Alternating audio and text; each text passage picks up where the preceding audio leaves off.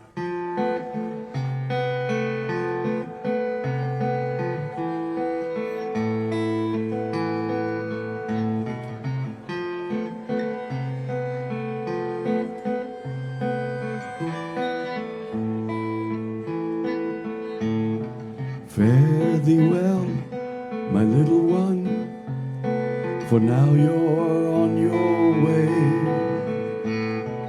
off to find your kingdom come, where all the little ones play. This could be a bitter time for an old tree like me. You're as wild and free as the vines, while my roots are planted deep. Fare thee well, fare thee well, fare thee well, my precious one. Fare thee well, fare thee well, fare thee well.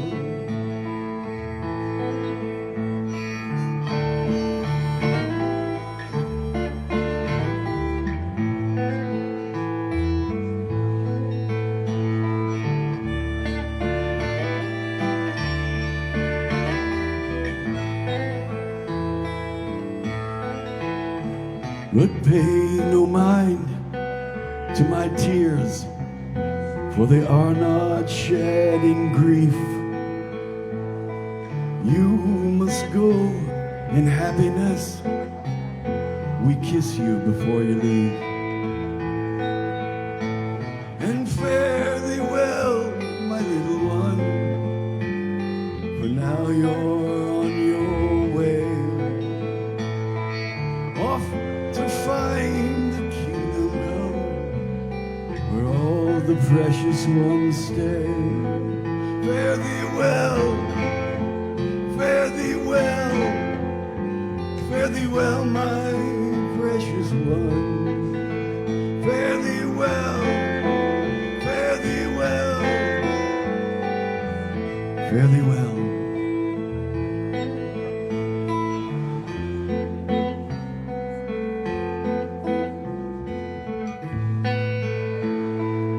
Rest in peace, Michael.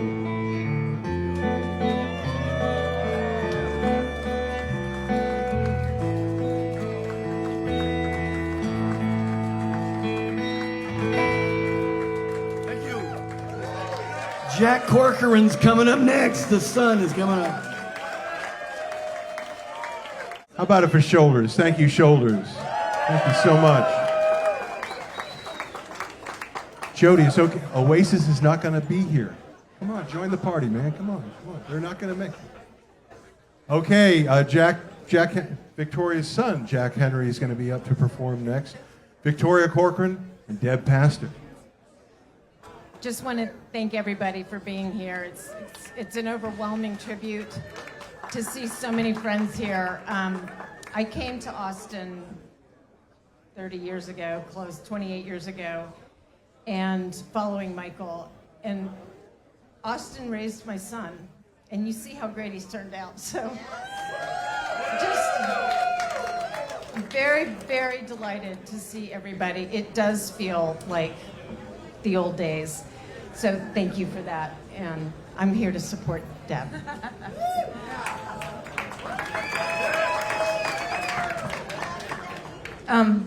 I recently read that best friendship is not necessarily about who you spend the most time with, it's who you have the best time with.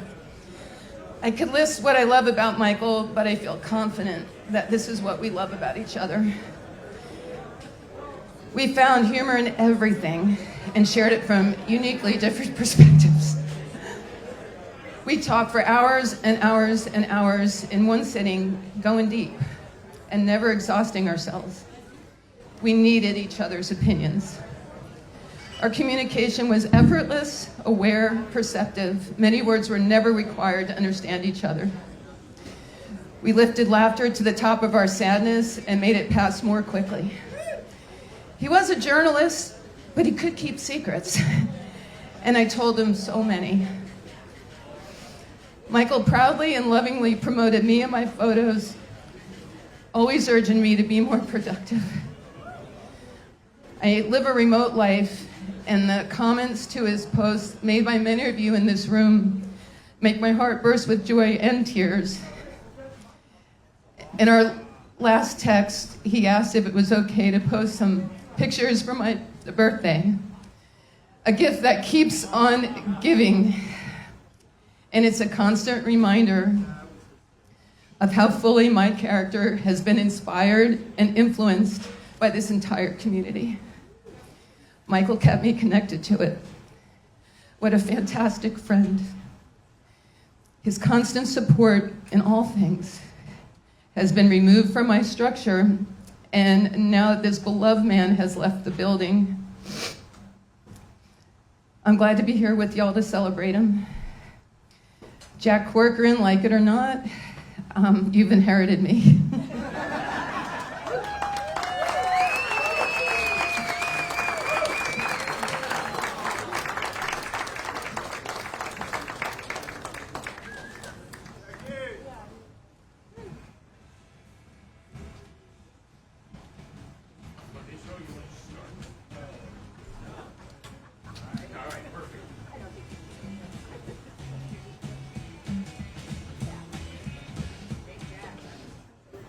Might be taller than most people.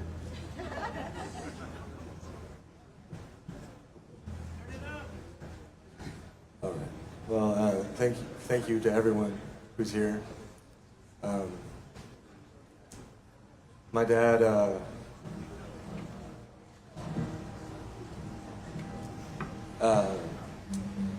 always liked this song, and he wanted me to put it on my record, but I never did. I just put out a record, and I left this one on the cutting room floor. But he always really liked it. And he asked me what, he said he liked that song so much, and I was like, oh, let me tell you what it's about. And he was like, nah, I don't want to know what it's about.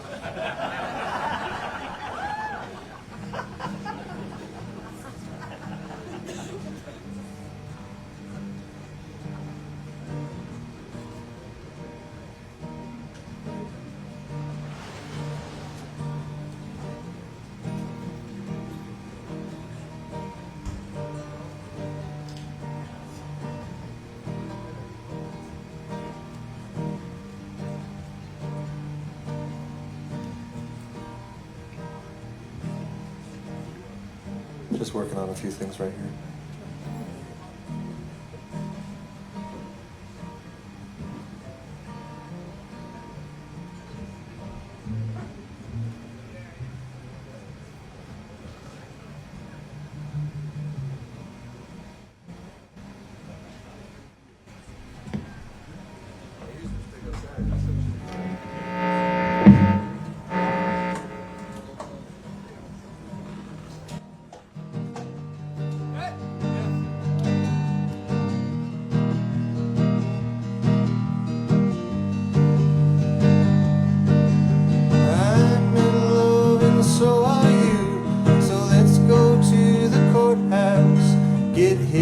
Before the government guy can change their minds. I know that's not a lot of time. I am a fool for you until the day we're caught.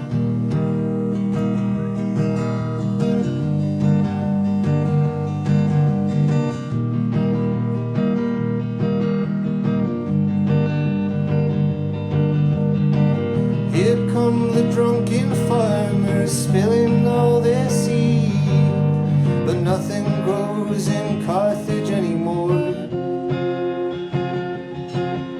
The poet laureate has never smoked a cigarette, but has a lot of words about the war.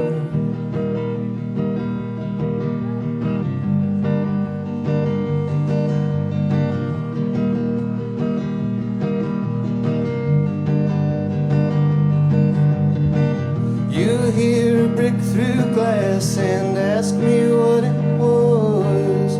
The neighbor's probably getting crucified. Look at me, babe, listen, look at me, babe. If they come for us, betray me, I'll be fine. I love you so much.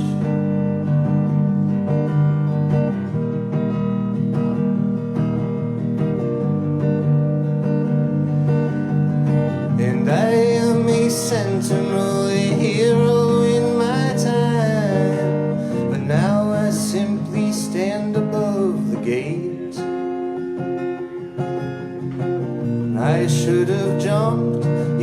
ago, but now I'm stuck, watching over what I helped to make.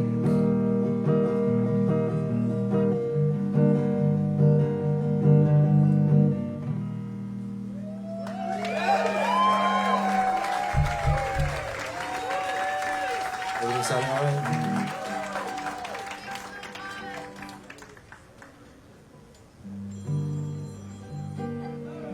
No, take it.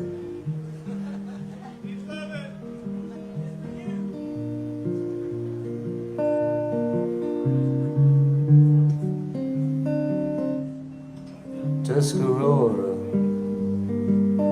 how was your flight? Did the wind feel nice in your flesh?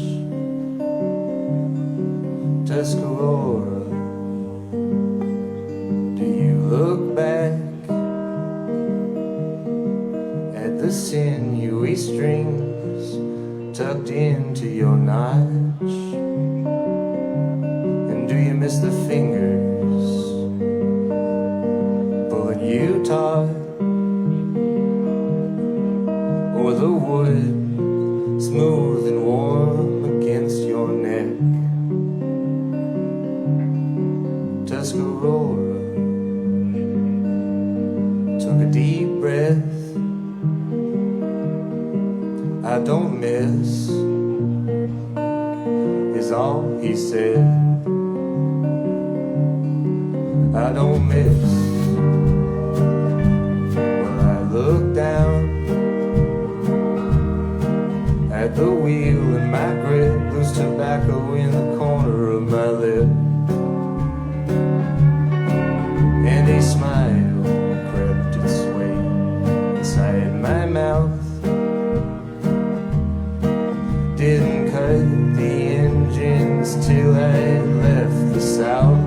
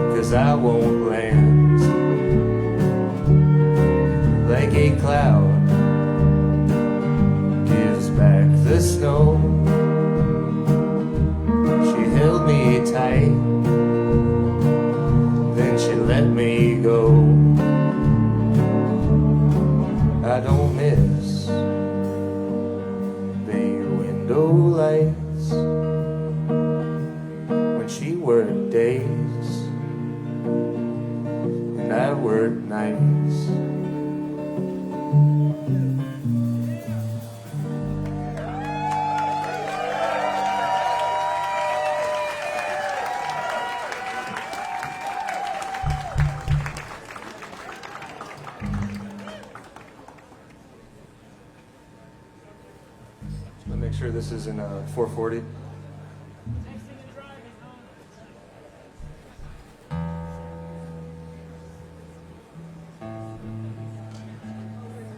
I knew it was either you or me.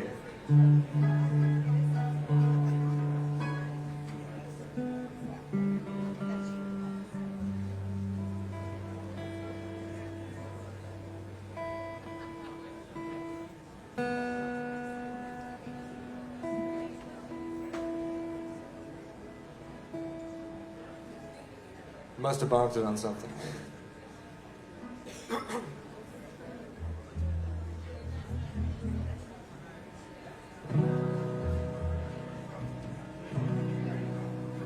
Alexa, play Artificial Rain,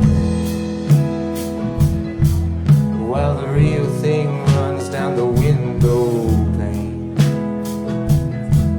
There's a wishing well inside my brain. It'll eat your change like a pinball game. Ooh.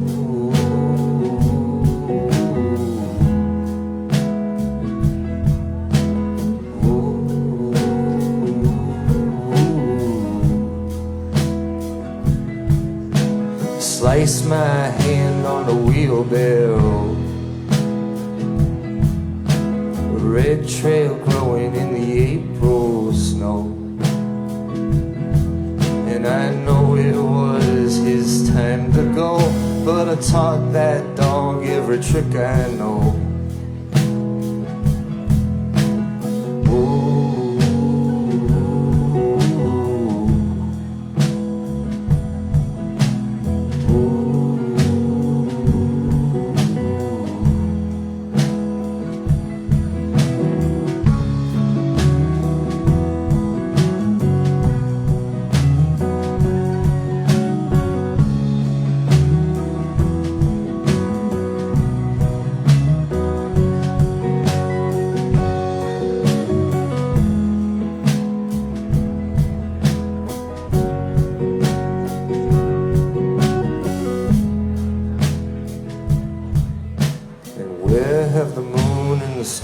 All gone,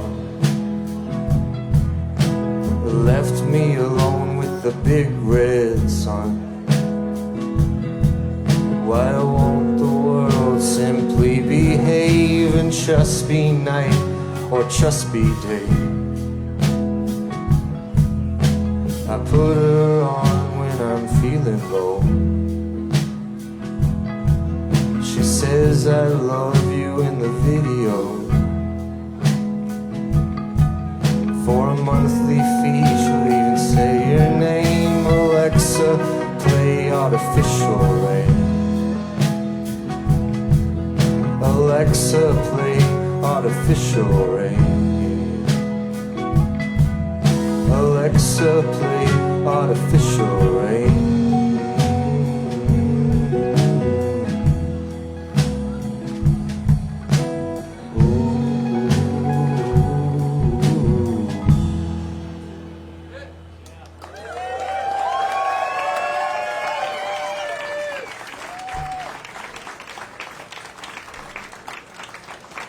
We got a couple more songs for you.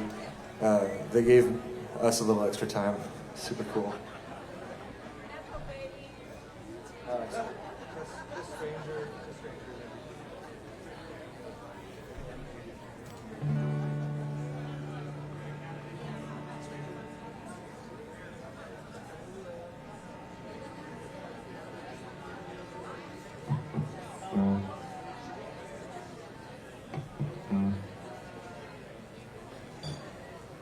One, two, three, four. Every day I'm growing stranger.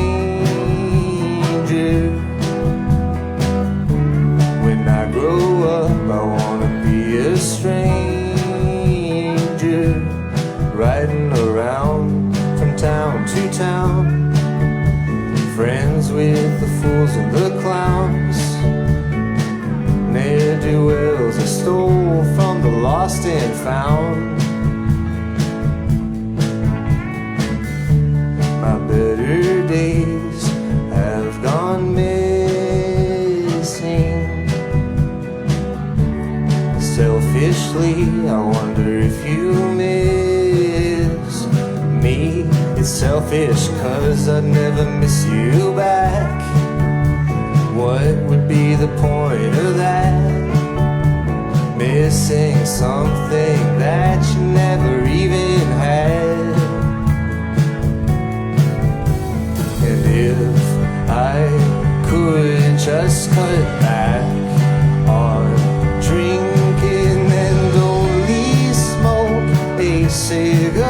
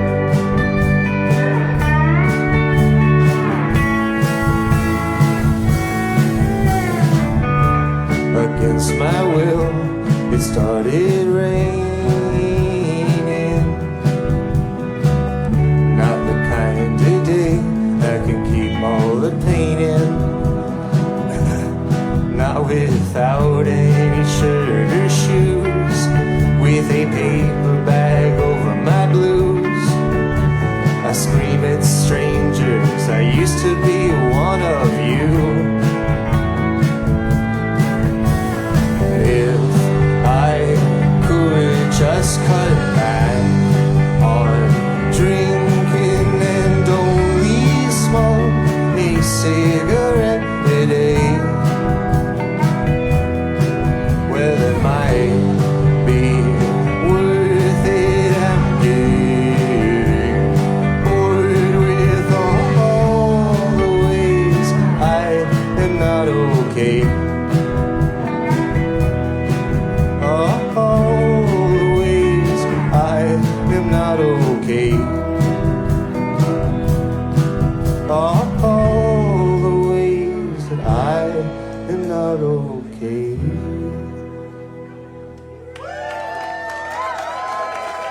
Thank you, guys.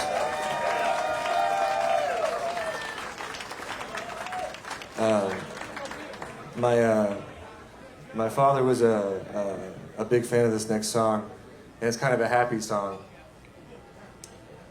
And when I was talking to the relatives, you know, because someone said that you have to play it, and you know, I was like, yeah, my dad wanted nothing more than for everyone to know about his son, you know. He was a really, really great dad. I'm gonna miss him a lot. But my relative Joan was like, well, you can't, you know, you should play, but like play sad songs, don't play that song. And I was like, well, that was his favorite, I have to play it. I think it was his favorite because I gave him a little shout out.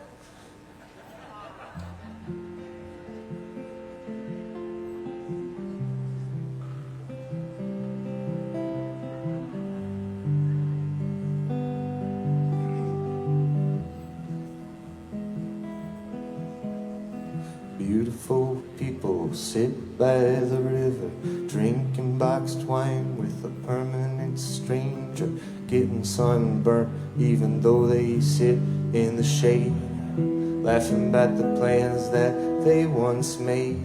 You and I out of clay, everything ends, but nothing really changes. Mom will find out what you've hidden under your bed, studying up to pass the Turing test.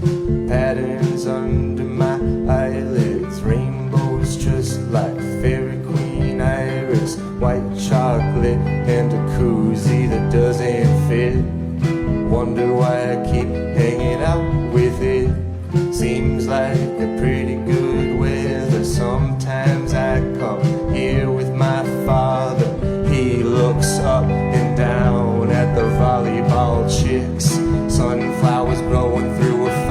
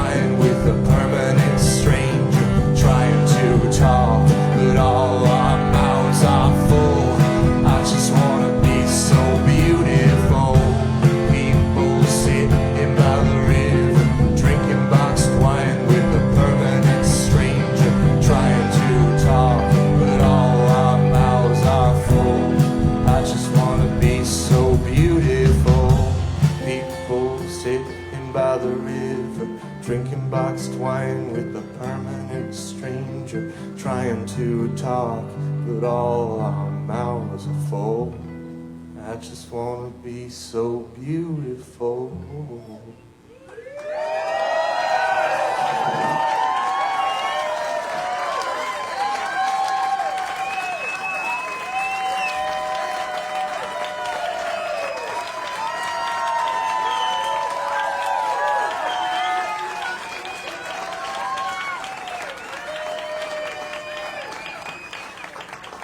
How about Jack Corcoran up here playing those songs? Jack Ryan. That was beautiful. Such a tapestry running through the evening. And we're about to be joined by just one of the best singers on the planet. And so to keep the thread going, Kelly, I think I saw a post of yours recently where you talked about Michael, but I thought you might just share one anecdote or story before you started your set. Sure. So Michael used to give me a hard time a lot back in the old days when he would write his little reviews of whatever was happening, which, you know, we all looked forward to it every week because he was so good at sizing up what was good about people and being funny about what maybe wasn't good about them. It was so much fun. And so he used to, you know, figure out what wasn't good about me, but he told me not too long ago, he really loved the records I made with Bruce, and he told me that he was sorry he didn't get me when we were younger, and he was wrong, and that he really loved me now. Whoa. And that he had gotten really into country music in the last 10 years or so. So just the sweetest. That's a beautiful full circle moment. Yes, I felt like Michael was in the house there, didn't y'all? Kelly Willis. Thank you so much. All right, this is one of my newer songs. That's something I put out with Melissa Carper and Brennan Lee, a little group we have. It's called Another Broken Heart. This thing's feeding back a little in the monitor, I think. Over there? Okay. And there. Oh, 1, 2, 3, 4.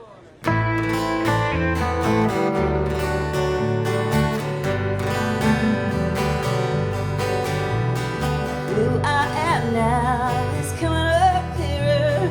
Down in this barroom, it's all smoke and mirror, baby, meant for denying and hiding the cost.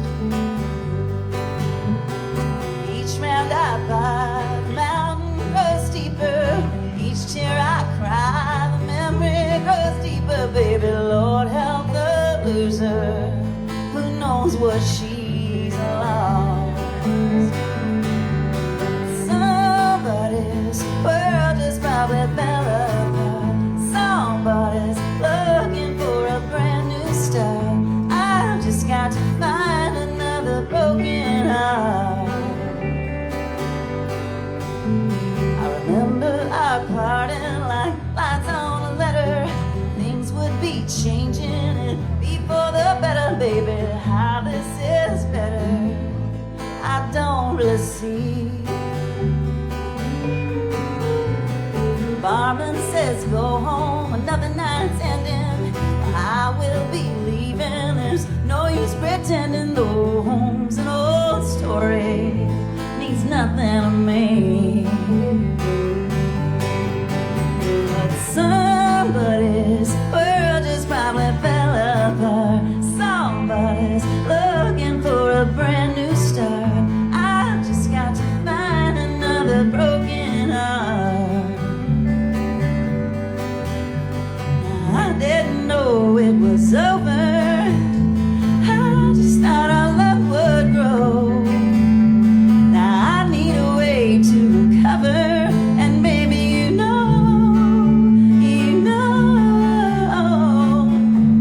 somebody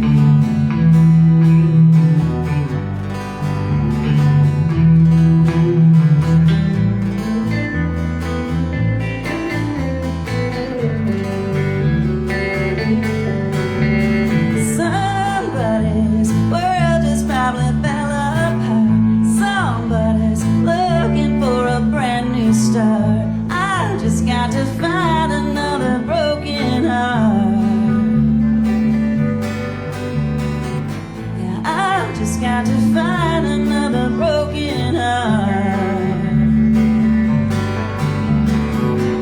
I just got to find another broken heart.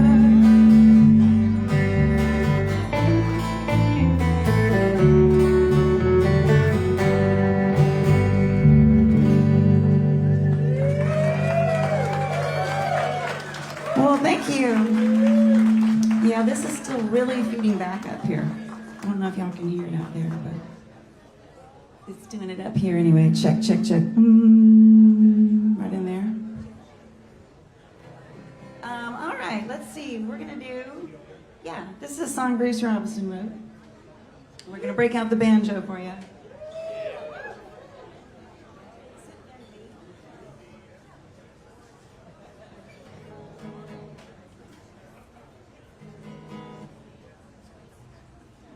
I actually recorded this song with the band Sunvolt, and one of my favorite insults that Michael Corcoran ever gave me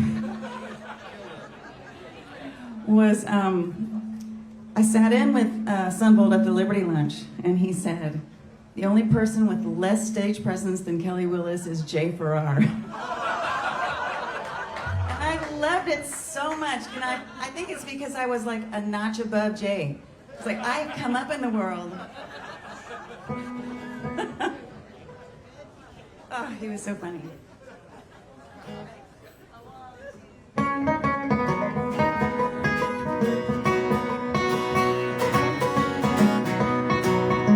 I got cold, staring at the ceiling, can't get back to sleep.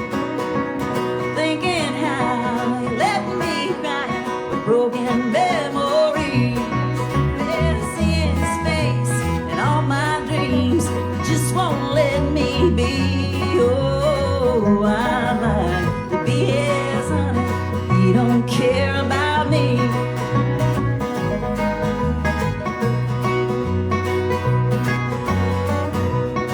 Well, I got cold, staring at another, see it in my face. Lord, I try, but I can't never let nobody take his place. Yeah, I can't go on much longer, dreaming in misery. Oh, I like to be his honey. He don't care about me. Well, gone so long and all alone, too far gone to try. With all those dreams and all that seems still living in my mind.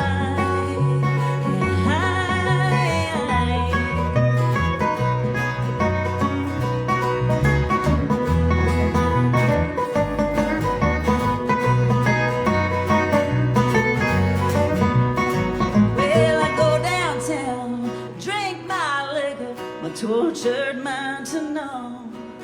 The drunk or blind, he gets there quicker the farther away I run. Yeah, when I die, my tangled soul will finally be set free. Oh, I like to be his honey. He don't care about me. Oh, I like to be his honey. He don't care about me.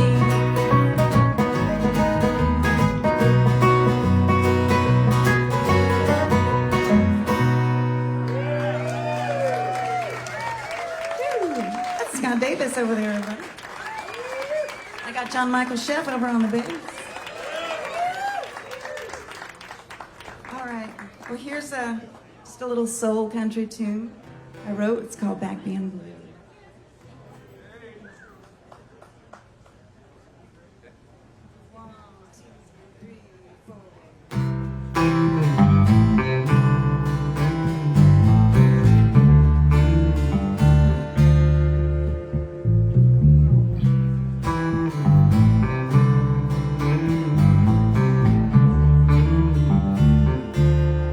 My baby let me go. He called me on the phone. He said I ought to know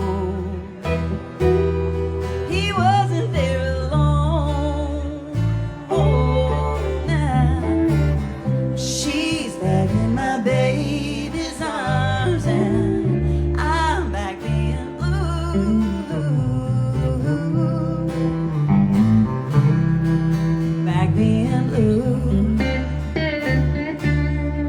said it was a sign their love is still so strong. Well, after all this time, how can that be wrong? Oh, now she's back in my baby's arms, and I'm back being blue. She's back in my baby's arms, and I'm back being blue.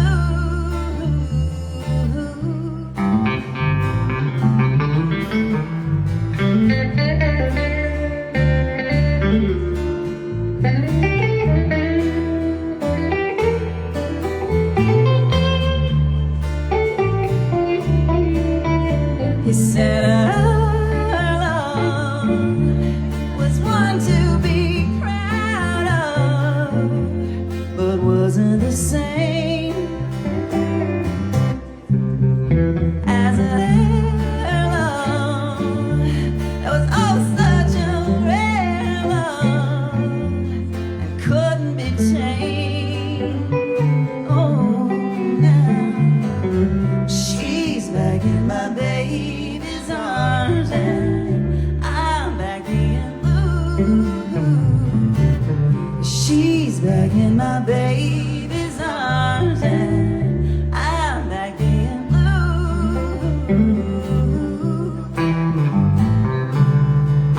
Back in his arms, I'm back being blue. Back in his arms, I'm back being blue.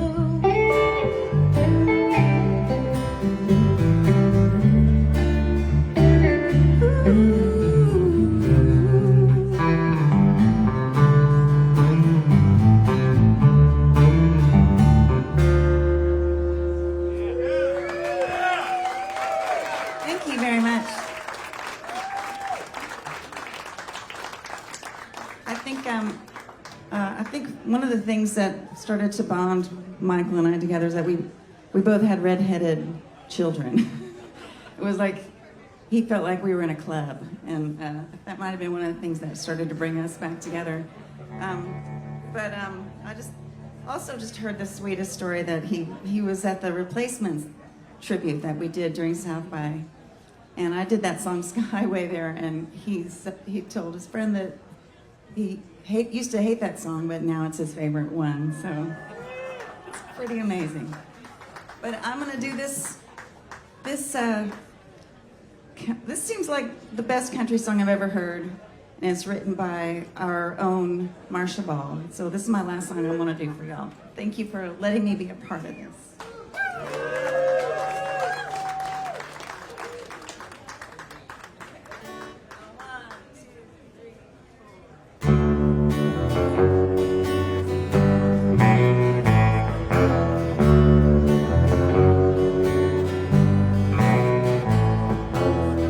Now we're down to saying our goodbyes, but you know I see the truth.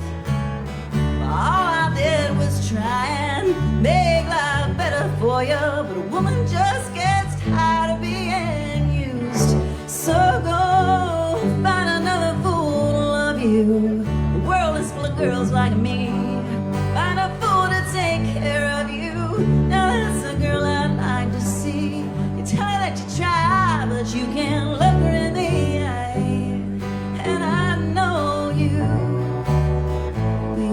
find another fool. Now you say you wanna talk it over, and maybe I will change my mind, but you never heard a word I ever told you. And it's not my mind that needs to change this time. So go find another fool to love you. The world is full of girls like me. Find a fool to take care of you. Now that's a girl I'd like to see. Who'll be the one when all is said and done? 'Cause I know you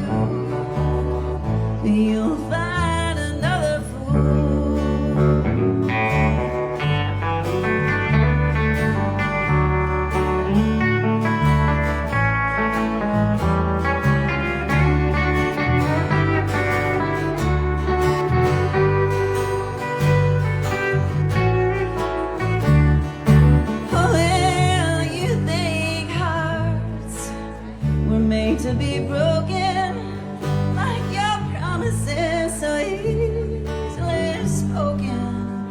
Too many good things that fall at your feet.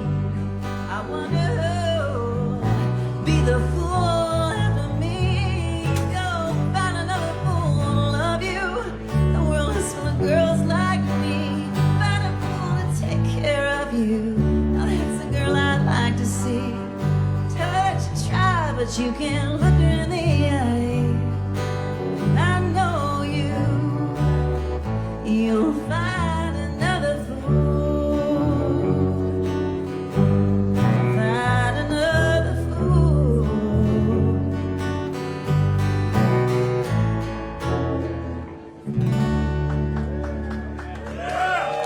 Thank y'all. Time for Kelly Willis.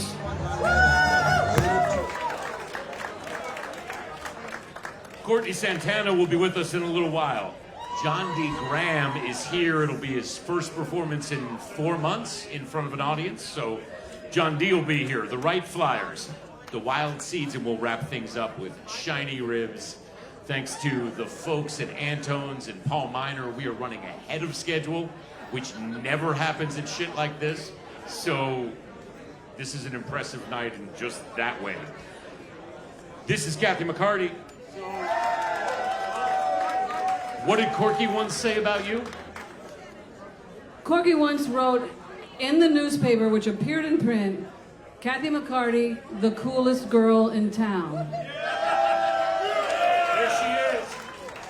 So the man was it was impossible for him to ever say anything that would turn me against him. The man clearly had a perfect grip on things. And this is a song that I know he really liked, and I'm kind of playing a very Corky-centric little set here. Here it is, Robert.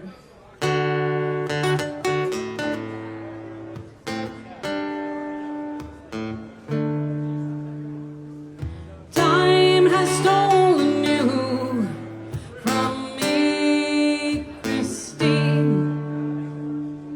He's turned down out of hands. Barely seen. Only the chilling hand of time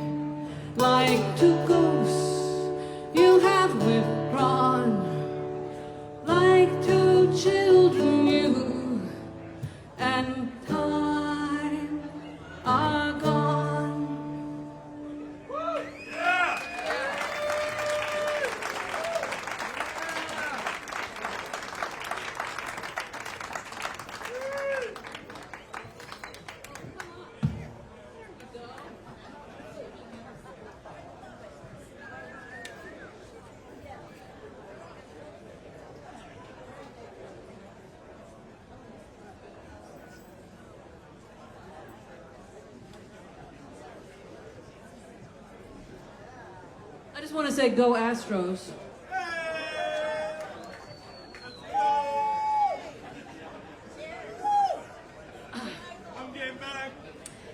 Sometimes when you'd play gig, you'd come off stage and you'd see that Corky was there. And being the person I am, I always wanted to know what he thought. And I would go over and I'd say, well, what'd you think? Huh? It was pretty good, right? Good job, yeah, good job. And he'd say, you gave and you gave and you gave. which is like the most like perfect thing to say, because he's acknowledging that you were making a very big effort. But he wasn't really saying anything. And I loved that he said that so much that when I was making up like a sort of fake press kit when I was re-releasing Dead Dog's Eyeball, I put it in the press comments, even though he never put it in print. I said, you gave and you gave and you gave, Michael Corcoran. And, but really, like, it was him. He gave and he gave and he gave. And just over the last couple of weeks since this very untimely event, God, I already miss him so much. And I'm going to sing a song that I think is the perfect song to sing. And if you know it, you can sing along. And I'm just going to sing it in the air, because that's how it's typically sung, just as a cappella. Here goes. Of all the money that e'er I had, I spent it in good company, and all the harm that e'er I've done, alas, it was to none but me. And all I've done for want of wit, to memory now I can't recall. So fill to me the parting glass.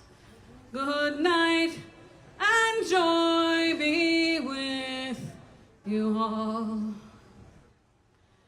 And of all the comrades that e'er I had, they'll be sorry for my going away. And all the sweethearts that e'er I had, I would wish they would wish me one more day to stay.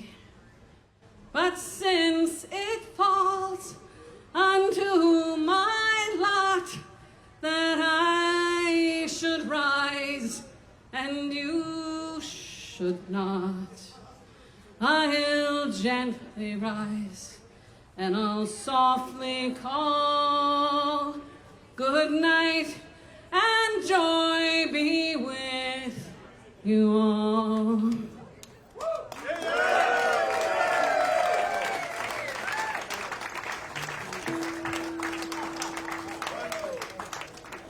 I wish he was here to hear it.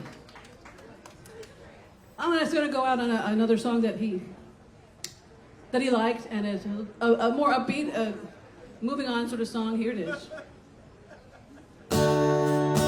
Still appropriate.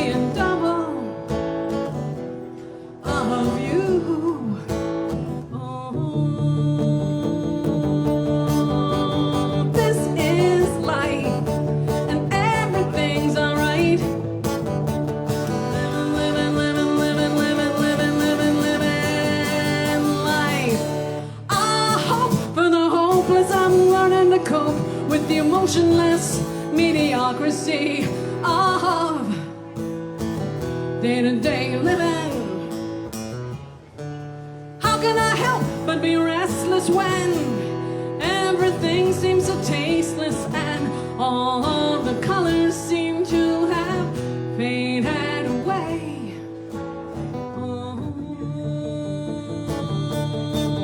Oh, this is life and everything's alright. Living, living, living, living, living, living, living, living life. Hold me like a mother would, like I've always known somebody should, yeah.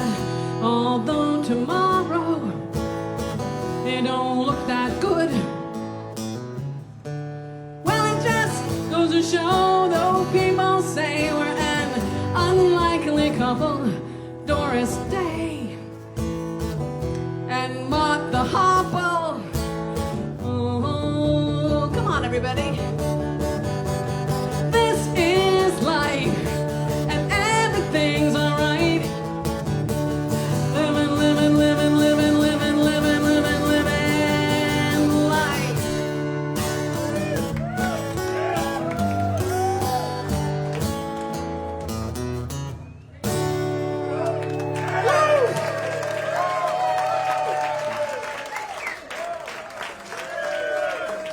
The wonderful Courtney Sanchez, who you might not know this, I've known for a decade, is up next, and then John D. and the night, and then now I'm gonna drink. So for all the things that Michael did for us, the Sins Foundation is a very important part of that. I'm very proud to serve. I've got several people in the room. If you want to learn about what we're doing to support musicians and their mental health, please ask. Marissa, wave your hand, girl. Wave your hands in the air. And we, yes. And then there's a table out in the front with Derek Lesnow, our amazing executive director. There he is. He's right there. Wave your hands, Derek. Yes. Please, those people, please ask them the questions. We have a table with lots of good information. Okay. Sorry, Kevin. No, it's fine. This is great. It's like, once you're already talking to folks and everything, do you need an introduction? Except a few things to say. First of all, Courtney sang beautifully during the memorial service. Just beautiful. And actually is going to sing a special song for Michael that she sang for him on the Outlaw Country Cruise. Michael was on the last performance of Mojo Nixon was on that boat. Quite memorable. And she's back to sing some more. The lovely Courtney Santana. Thanks, Kev. This song is from when I was in high school. I don't think anybody can relate to that. Welcome out. Eric Sanders on the guitar, everybody. Jimmy Blazer on the bass. Yeah. Marcel Coleman on the keys. Yeah. On the drums, Jay Heights, Justin Heights, everybody. All right, this is a Nirvana song. Hope you know it. Load up on guns, bring your friends. It's fun to lose and to pretend. She's overboard, self-assured. Oh no, I know a dirty word. Hello, hello, hello, how low? Hello, hello, hello, how low? Hello, hello, hello, how low? Hello, hello. With the lights out, it's less dangerous. Here we are now, entertainers. I feel stupid and contagious. Here we are now, entertainers. I'm a mulatto and albino, a mosquito, my libido.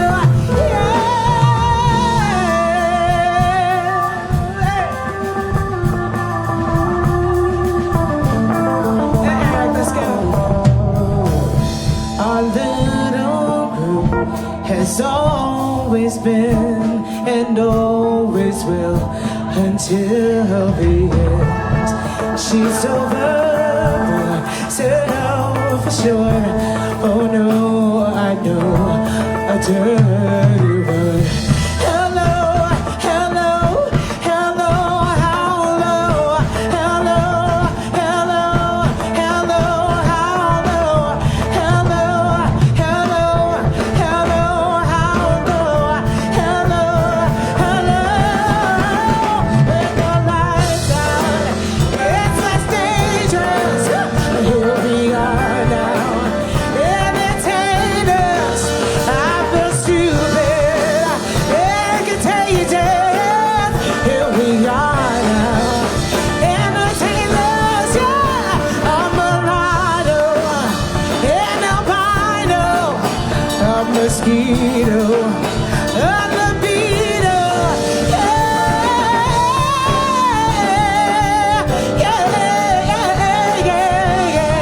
Eric Sanders on guitar, everybody.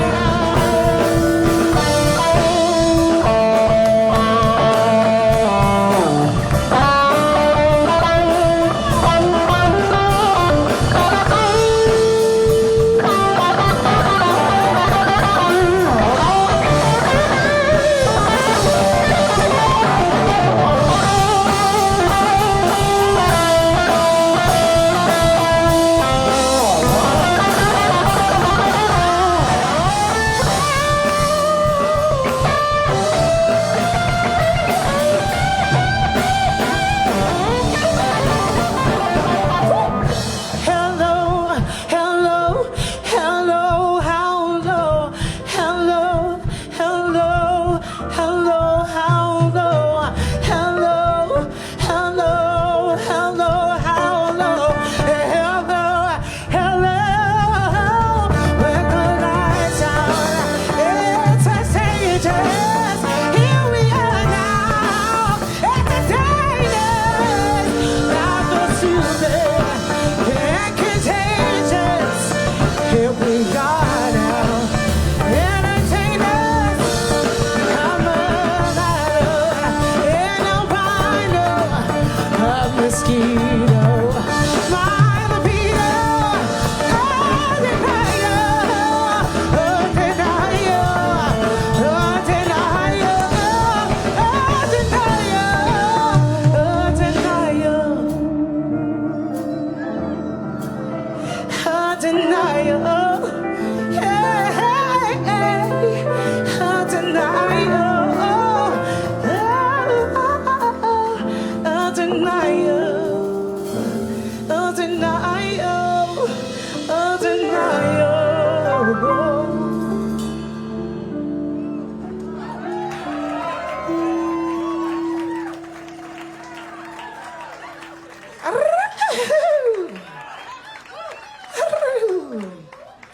All right, we're gonna do a Beatles song for you. Yeah, are we? Marcel said, oh, are we? Marcel Coleman, everybody on the key. Oh man, that was a Nirvana song that came out when I was in high school. Let's go. Don't do the math. It'll make your head explode. Michael was not for math. I don't care what anybody says.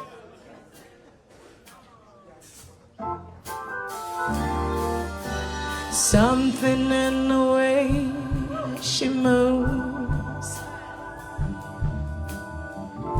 'cause I don't need no other lover.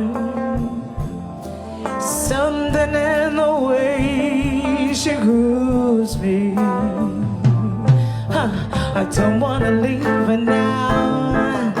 You know I believe in how. Something in the smile she knows that I don't need no other lover. Somewhere in the smile she shows me. I think that's right. I don't want to leave her now. You know I believe in her.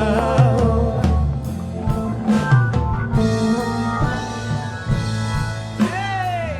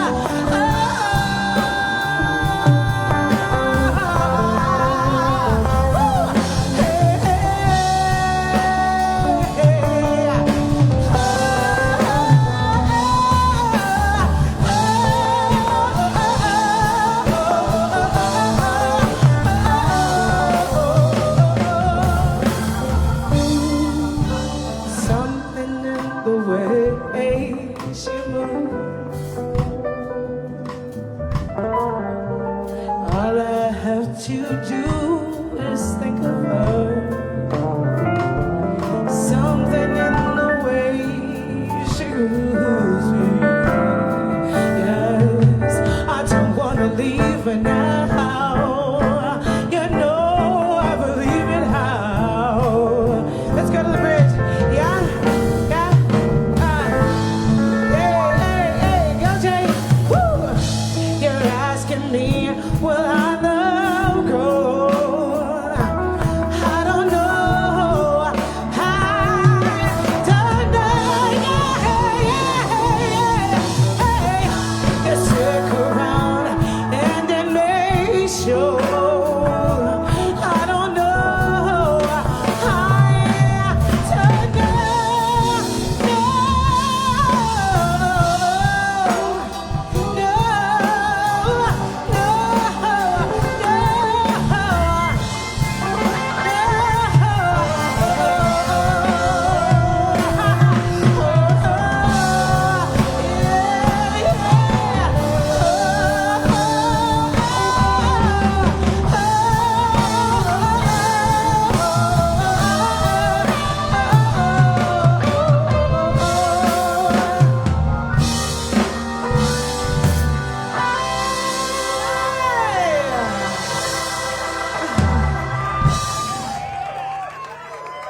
I have one more song for you guys, and it's a gospel song.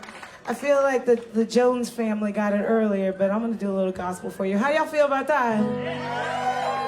It's an original song of mine called Joy Comes in the Morning, and I think it's perfect for today. We love you, Michael. Say, we love you, Michael. Come on, Marcel. That's Marcel Coleman, everybody on the keys. Yeah, yeah, yeah, yeah. When my heart is heavy and grieving so,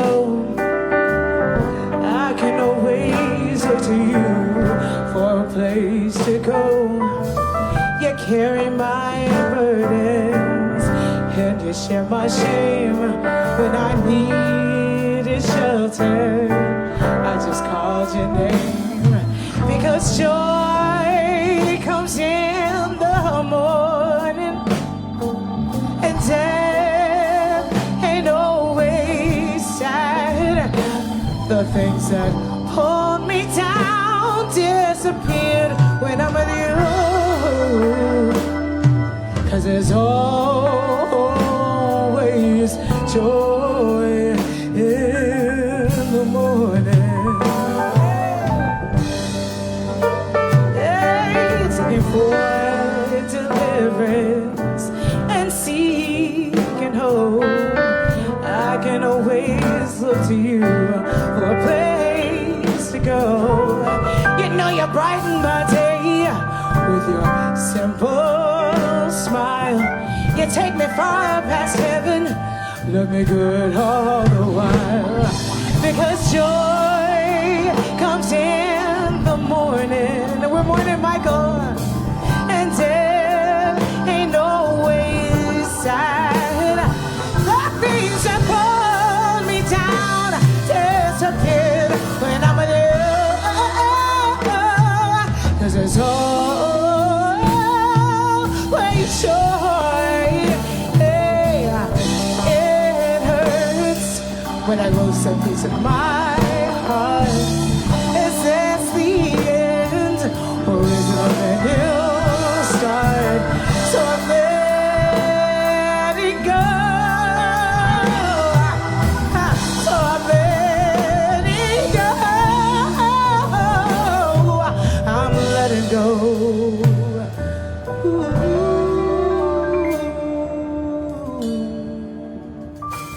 Because joy comes in the morning, and death ain't always sad.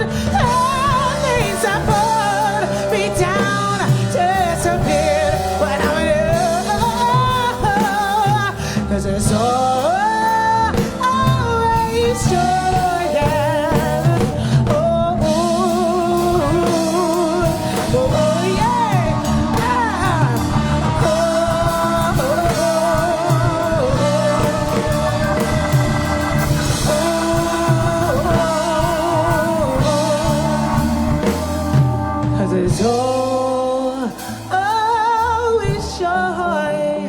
in the morning. Y'all want to go to church? Y'all want to go to church? I need to hear you. I need to hear you. There's always joy. There's always, there's always, there's always, there's always, there's always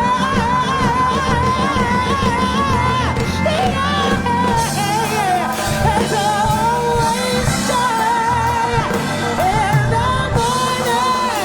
There's always, there's always, there's always, there's always, there's always, there's always, there's always, there's always, there's always,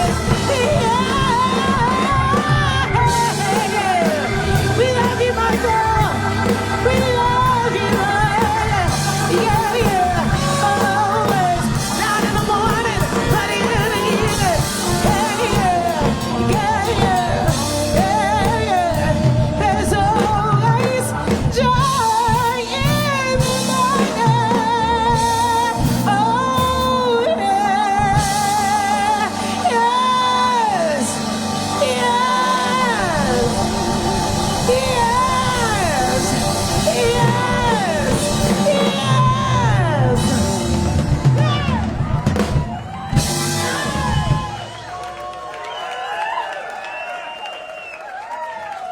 Thank you, everybody. We love you, Michael. I don't know. We have another bit. The band is like, let's do 3 more. We're done. Thank you, guys. Take care. I'd like to say a few things about the Sims Foundation and Michael Corcoran. We have a lot of Sims people here tonight. Sims Foundation is named for a person, Sims Ellison, who was a phenomenal bassist and a really just great guy and a great musician who suffered from depression.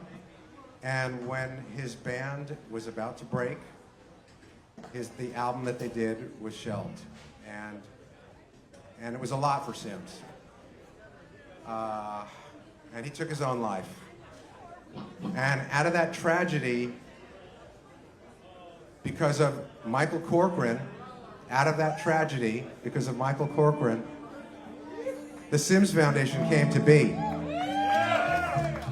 Michael never wanted credit for that. Why did he not want credit for that? Because it just speaks to his character. He would be at speaking at a Sims Foundation anniversary, and he wouldn't say anything about it. But I want to set the record straight and read what he wrote in his own words. This is from 1995, so it's almost 30 years ago. It's 29 years ago. And I think it was one of the most impactful things that he ever wrote. Let's see what you think. I think that Sim's memory would be best served if in some small way he made it harder for someone else to fall into the swirl of darkness and desperation. It would be entirely appropriate then for the money raised to be used to start up a new musician's assistance program, which would provide free, confidential counseling for music biz related problems. Let's say you've just been replaced on drums at the insistence of a producer, or maybe you're depressed because your band won't do any of the songs live, or maybe you don't get along with another member of the band, or there may be many temptations of drugs and alcohol are starting to overpower you. This proposed assistance program would try to resolve these and many more problems indigenous to the working musician. The staff at the Austin Rehearsal Complex, a working clubhouse to Pariah, and so many other Austin bands, is handling the donations for the Ellison family. And they're the perfect party to set up a service that would make available therapists with an understanding of the complexities of being in a band. Of course, the logistics are for someone else to work out. But I think this program would show that we really care about the musicians who, and Sims was the spearhead putting up flyers and developing the mailing list and the fan club. Sims Ellison was driven by the rock and roll dream, and those die hard, especially when they're so close to coming true. So, yeah, I mean, so the Sims Foundation is still here 29 years later because of the love of this community, because of leadership in this community, because of caring, because of heart, because of the many volunteers who have volunteered for Sims over the years, the many people who have contributed their time and effort in raising funds. Jody Denberg, who's here right now. Jody Denberg, if it wasn't for Jody, we would never have gotten off the ground, because all the money for Sims came from the KGSR live CDs, and that was Jody's project. And thank you, Jody. So, as everyone saw when you came in, at the front, there's a booth for Sims with information and taking donations, so keep the donations coming. We hope Sims will be here for another 30 years or more. We have incredible leadership. Marisa Rivera is the president of our board, and she's killing it. And we have a new executive director, Derek Lesnow, new CEO, extremely talented guy, comes from an amazing background. So here's to the Sims Foundation. Here's to Michael Corcoran writing something incredible that almost 30 years later is still saving lives and improving the lives of our musicians in Austin, Texas. Thanks.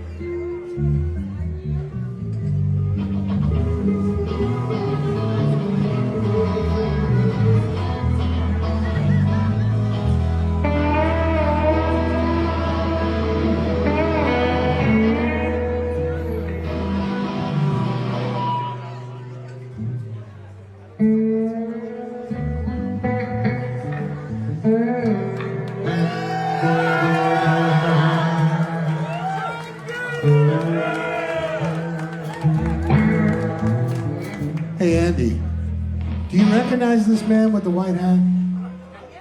Do you recognize him?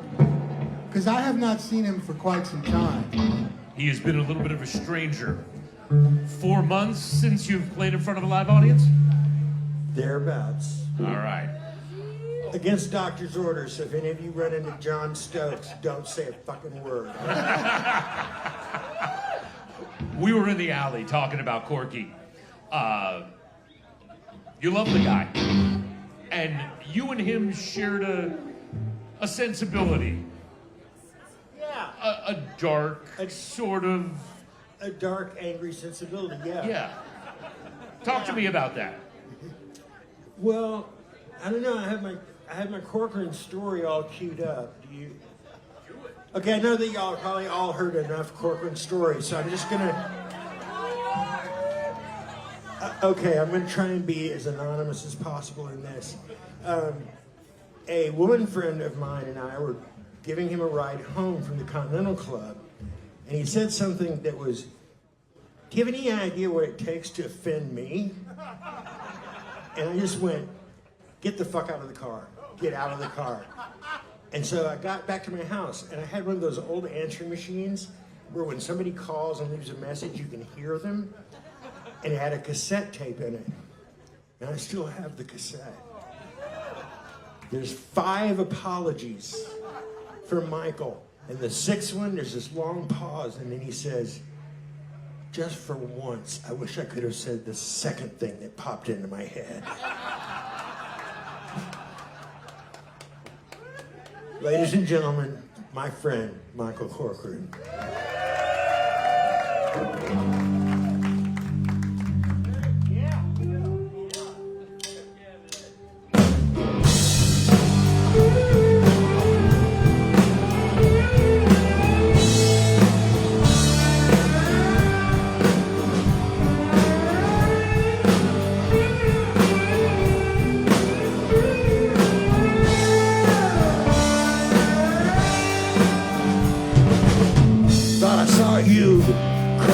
crowded room. But I know you're gone, I know it can't be you.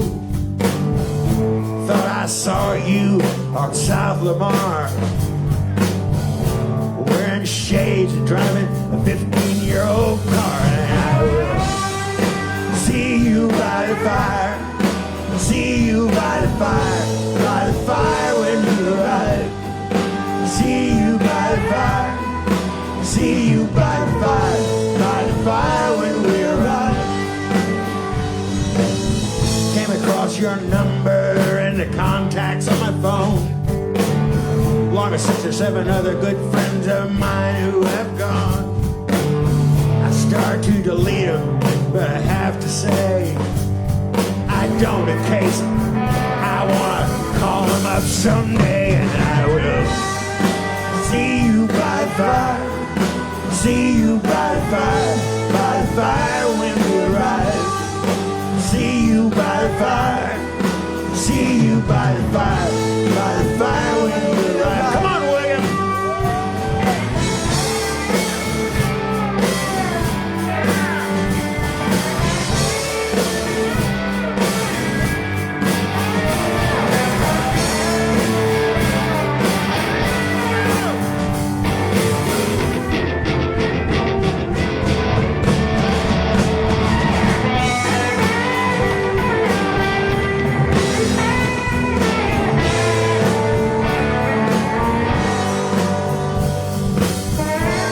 See me, it's 'cause I've gone up ahead, around a bend and out of sight. You don't see me, just remember what I said. Look for me there by the fire, burning bright. And I will see you by the fire, see you by the fire when you arrive. See you by the fire, see you by the fire when you arrive. See you by the fire, see you by the fire when you arrive. See you by the fire, see you by the fire when you arrive. I'll see you by the fire, Corcoran. William Harris Graham, Andrew Duplantis, Joey Sheffield, I'm Jon D. Graham. We'll see you around. It was good to see Jon D. Graham up here for the first time on stage in 4 months. A lot of the performers tonight have roots in Austin in the 70s and the 80s. And in fact, I met Mr. Collier here in the 1980s, part of a band called Doctor's Mob. And tonight with the Rite Flyers. And so in the 80s, that's when Michael landed and his column started, and we were all part of a community, and there wasn't any internet or, there was Corky. He was our internet. Yep, exactly. So did he ever write anything about you or about Doctor's Mob that you found memorable? Oh yeah, I mean, I think Corcoran just loved the dysfunction and chaos of our band, and I think he just enjoyed our Spinal Tap-like existence, and but he was probably, our champion in the scene, and kind of like someone said before, because I think we were an underdog, and he liked to promote the underdog. So, but he was always great. We always loved, anything he wrote about us, good or bad, was awesome. So it's like that old saying, no exactly. bad press. Well, it's so nice to be reunited tonight with our friends from over the decades, and with Michael's spirit in the house. Please welcome the Rite Flyers.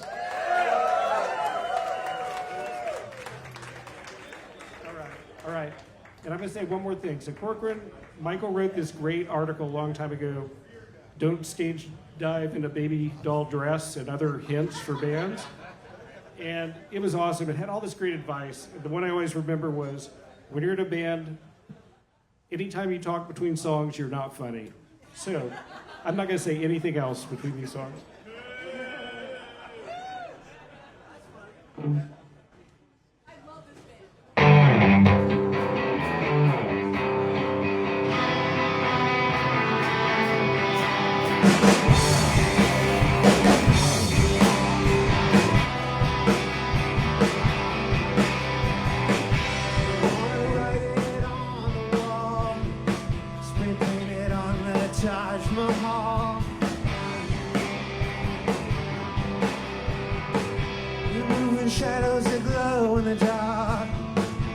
spend the night in the amusement park with you.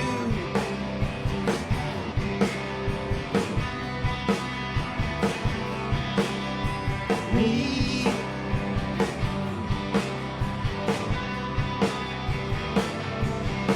October winds are blowing in, time and time and time again. You saved my life again tonight. The 2 outs in the bottom 9. Oh yeah.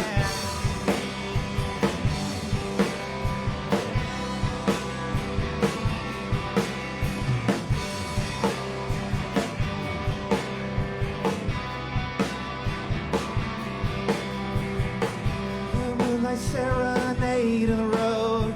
The headlights dance to the 50 amp load. You, me, a 3D panoramic view. The runway lights remind me of you, me.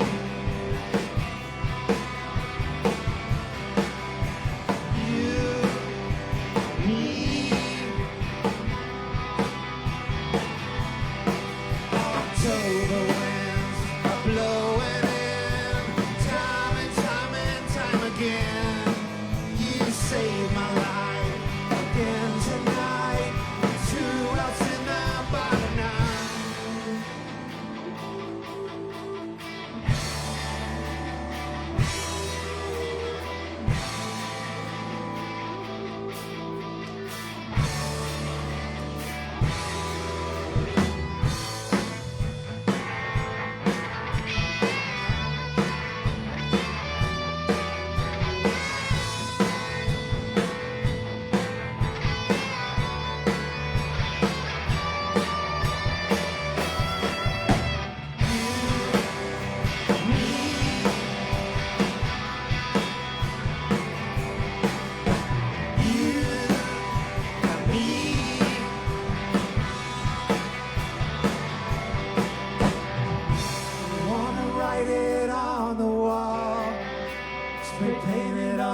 Taj Mahal.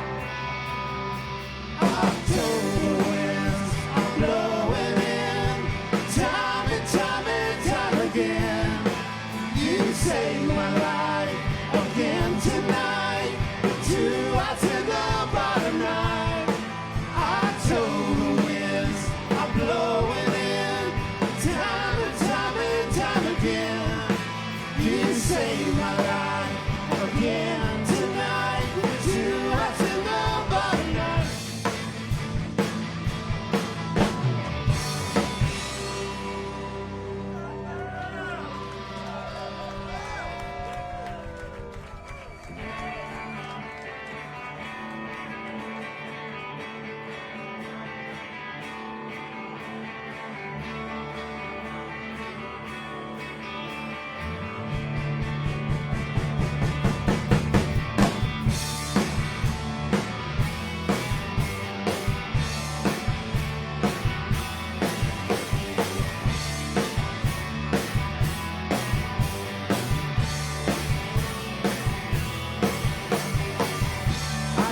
To turn the CD over, you gotta say you're working late again. I'm working late on a hangover for 10. I get up to pour some food for brother, wash a cat and put the clothes out back. Got lots of time to figure how I got off track.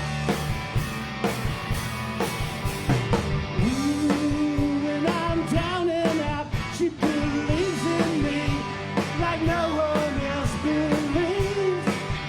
She looks at me, she sees someone, the man who would be king.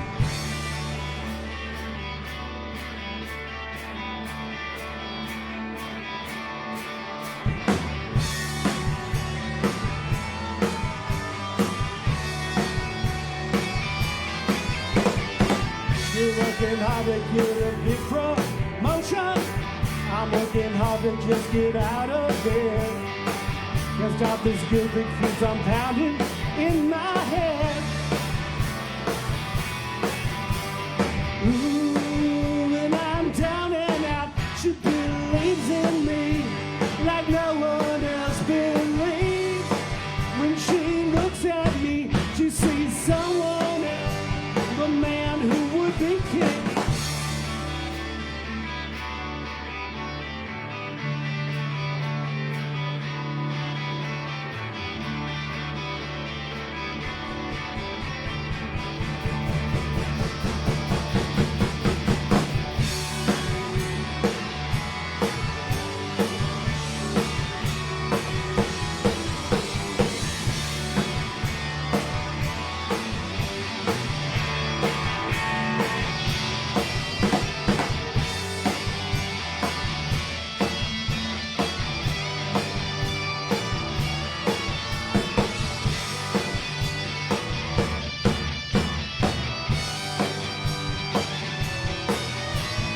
Ooh, and I'm down and out. She believes in me like no one else believes.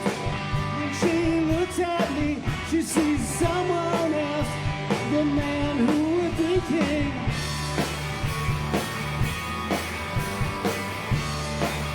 The man who would be king.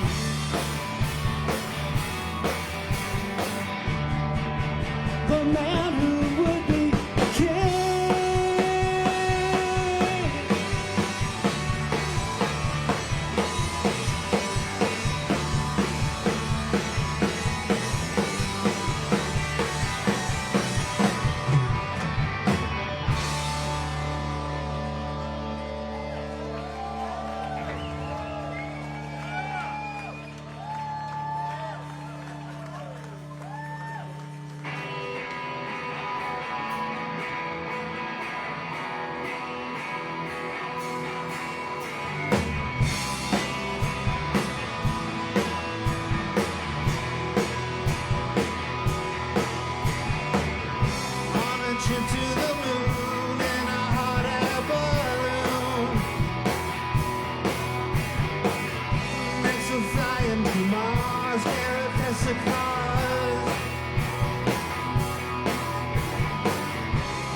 Mission control, all systems are go.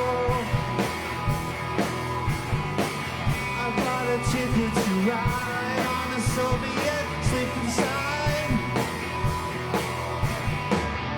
Ain't no doubt about it now. It's your move. Ain't no doubt about it now. It's your move. It's your move. On a trip round the sun on the planet Earth. Surely good for a beer on your day of birth. The jet-boat girls and the sunburst boys go on about it. The conspiracy's in, and the moonwalking men don't get a chance to weigh in on it. Oh, it's your move. Ain't no doubt about it now. It's your move. Your move, your move, your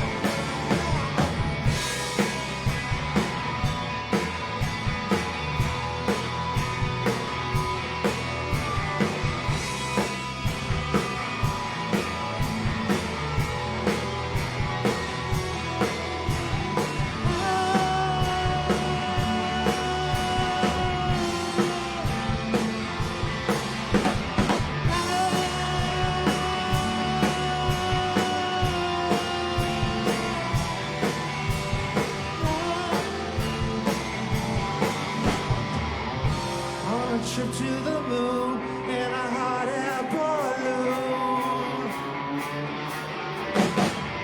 Next to flying to Mars, get a fix of cars. Go on and on and on about it. About it now.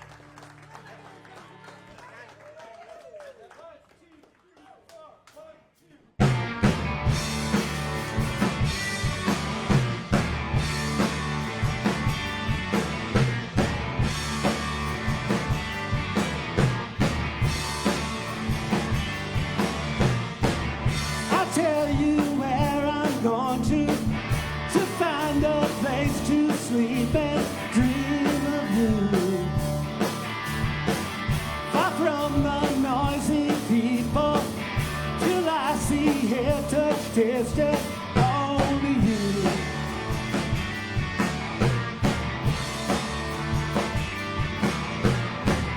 Outside it's cold and icy.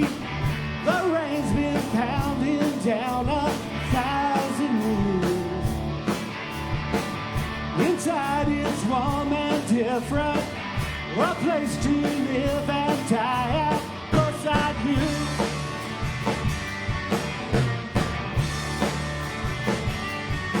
And it seems that the things they taught us mattered in our lives don't matter still. Not will I pretend you're by my side, and in a place of things you love won't run away until I'm lost. Gonna spend the time that I'm left with dreaming, dreaming.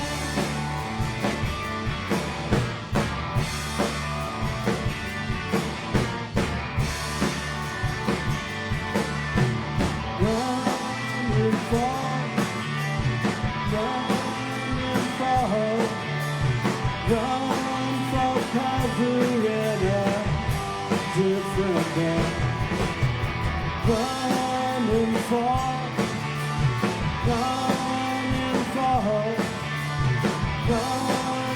covering a different band.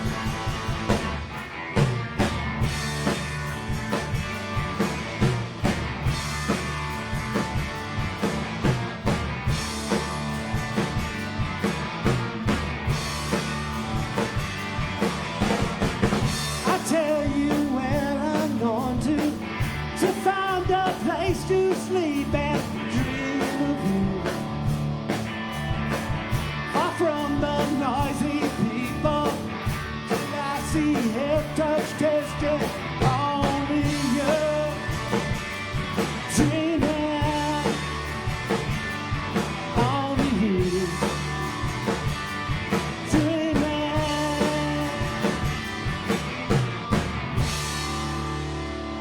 We love you, Michael. Thank you. Thank you, Michael. I know this is awfully obvious, but for all the old versus new Austin talk, this kind of shit doesn't happen anywhere else. The music writer in Cincinnati dies, they're not doing this. So we're still doing this, which is pretty great. So thanks to all of you for coming out tonight. Shinyribs will shut us down in just a little while. But I wanted to talk to Mike Hall here for just a moment. So you were a contemporary in that you were a musician at the time that Corky was arguably at his peak, Right. or his most offensive. At his most offensive. Yeah. You're also somebody, through years and years of Texas Monthly, who has a deep regard for music history and loves those hidden stories, the how we got here stories. And Corky, his arc towards the last, 15, 20 years, yeah. That's been his sweet spot, the thing that he's really been interested in. Yeah, it's So- almost like he worked his way, he spent all that time, being the dissipated rock writer, being the mature features writer, working his way up to being this researcher of the music that he really cared about. And Corky really cared about gospel music. And he didn't just care about the music, but he cared about why these folks made the music that they did. What drove them to be so passionate? What drove them? Because Corky was not a man of God. And yet, nobody loved gospel music more than Michael Corcoran. And the way he went and researched, the way he went and found Washington Phillips, I mean, literally the minutia of his life that had been discounted forever, the way he went and found a bunch of stuff on blind Willie Johnson that nobody else had ever done. This was Michael Corcoran basically in his second or third iteration as a music fan. And it's just amazing. He was fearless. I probably should leave it there, but I have one more question. when he was so wildly not playing by the rules of journalism, was it entertaining to you or offensive to you that, you know, famously reviewed shows that he wasn't at, argued whether reviewing albums that you didn't hear was a real review? Michael went out of his way to do things that some of the rest of us, you know, didn't do because we didn't have the guts to do, or because, I don't know, it was just kind of Michael being Michael. All right. Ladies and gentlemen, the Wild Seeds. Thanks, Andy. So Corky moved here in 1985. This is a song from 1985.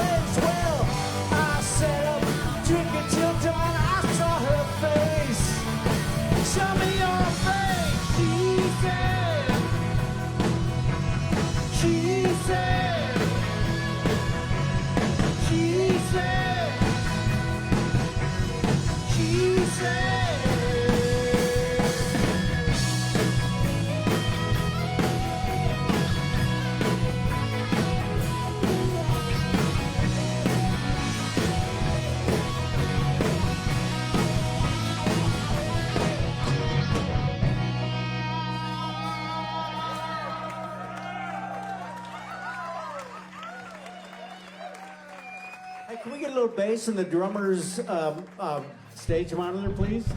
The low bassy sound. Boom, boom, boom, boom, boom. Hey, is Joan Corcoran here? I don't know, Joan, if you're still here, but if you're here, this is for you because I know you used to like this song. It's called Charlene.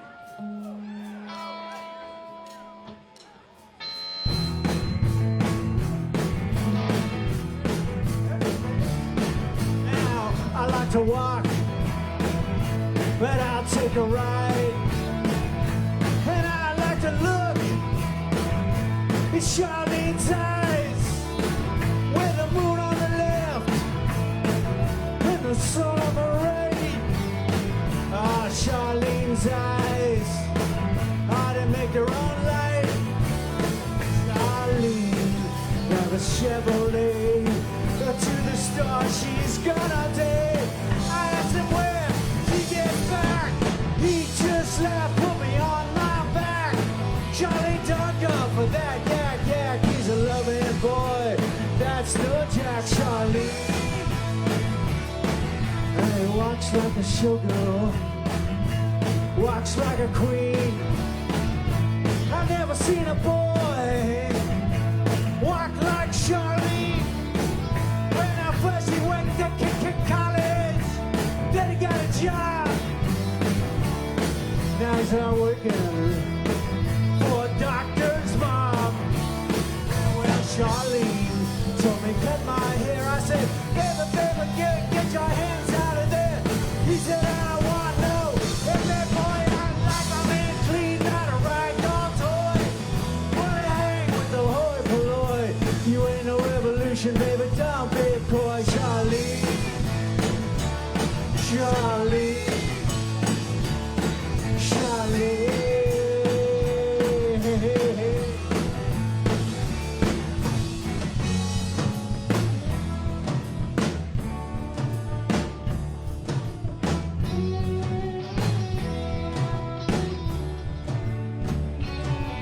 Charlene, you were always walking away. Charlene, you were always walking away. Charlene, you're always walking away. Walking away. Walking away.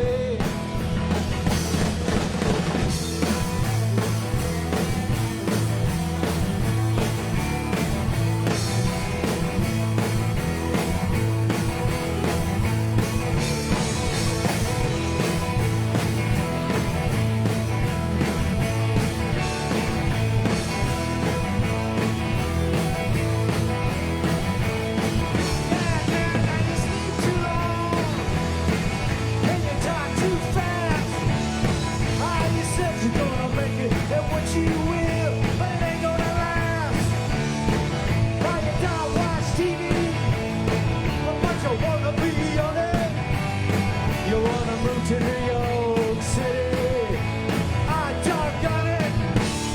Charlie, why you moving away? Since the very last thing my baby did say. Don't stop me knocking, I'll tell you everything I know.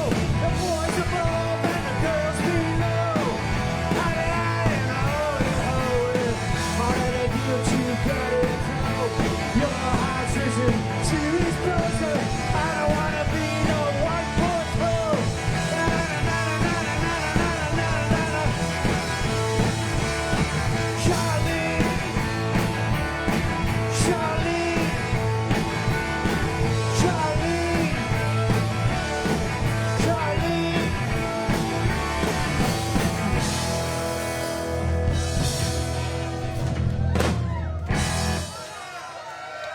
Thank you. So Courtney and I were roommates for a while, which didn't, I mean, we were friends, but it didn't stop him from, making fun of me and my bands. My favorite thing he ever said about the Wildsea is we were the most underrated of the overrated Austin bands. Mwah. You got it? Michael Clark?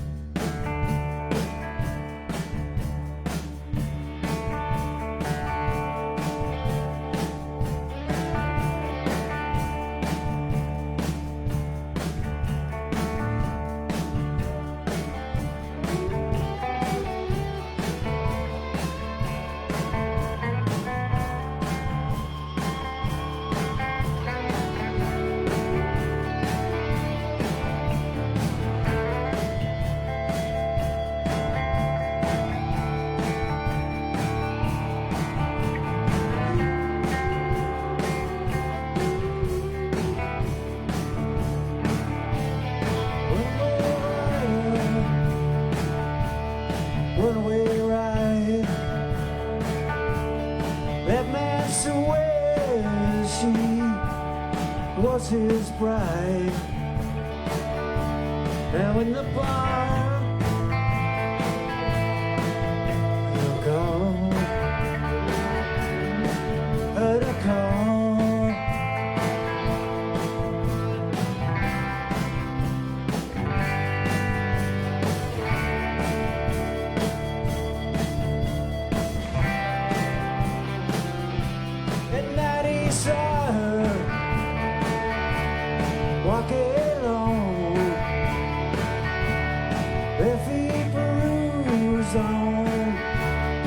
broken stone.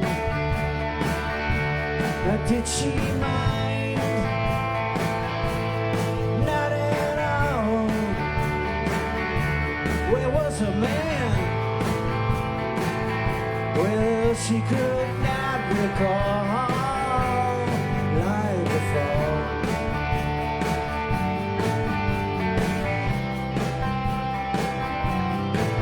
Like before.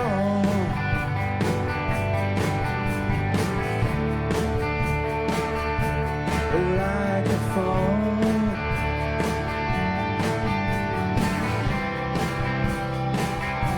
Like before.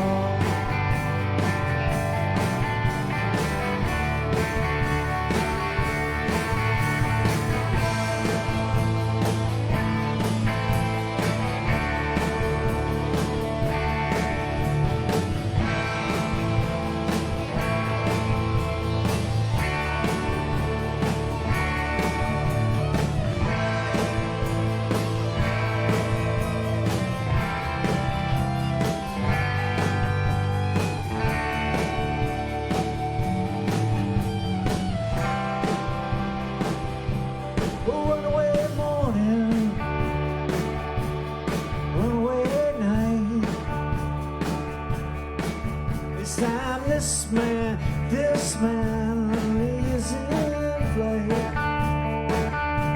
Well, I can't walk and I won't crawl. Love rides hard. Oh, not at all like a fall.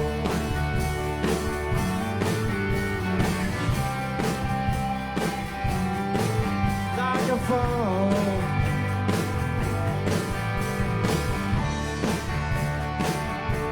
Like a fall.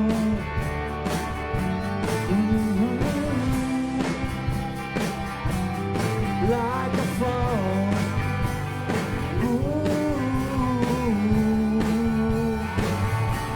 Like a fall.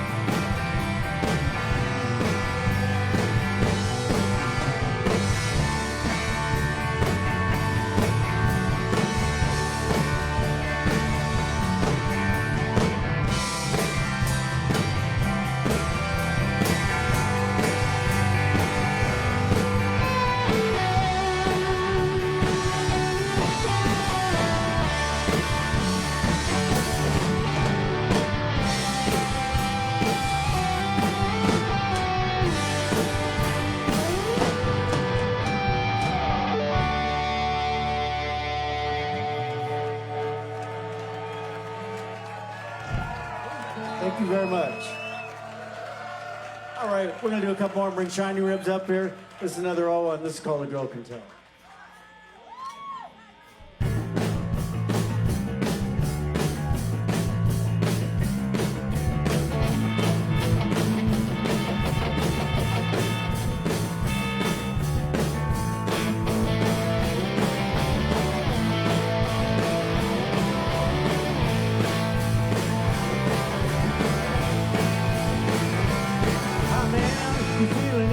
Your loving is bad lately, it's the worst baby ever had. Seeking round corners and coming home late. Better put some more oil on a squeaky gate. Now listen, got your collar, ringing up a bell. It's a long way down. Girl can't tell, it's a long way down. Girl can't tell.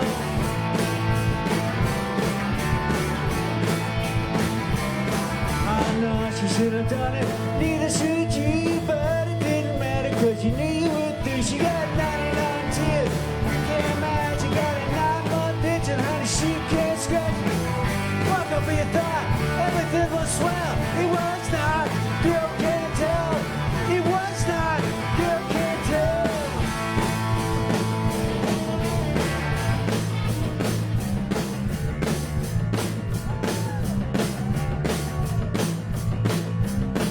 Oh yeah, I saw you smile, I saw you believe. Love never die, love never leave.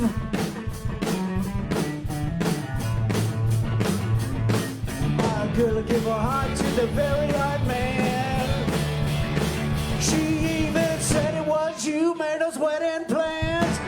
But the apprentice hit a wishing well, she felt his fall through. Girl can't tell, she felt his fall through. Girl can't tell, my baby fell fall through. Well, girl can't tell, felt his fall through. Well, girl can't tell.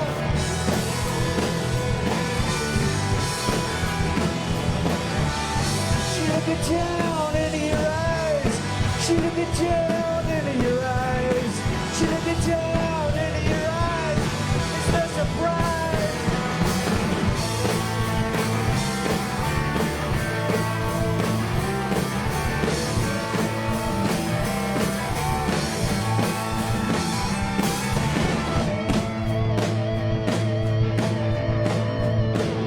Well, I know you never done nothing wrong. When you've been gone, you've been gone too long. You wouldn't cheat her, baby, you should have told her.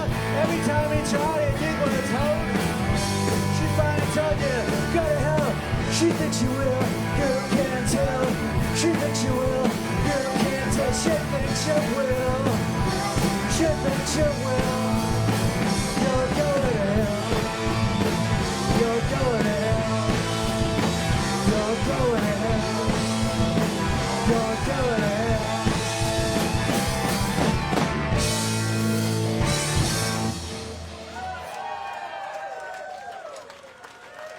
All right, thank you very much. We have one more. This is called That's How I Got to Texas. Corky came to Texas through all kinds of circuitous routes. This is for you, Michael. We really miss you.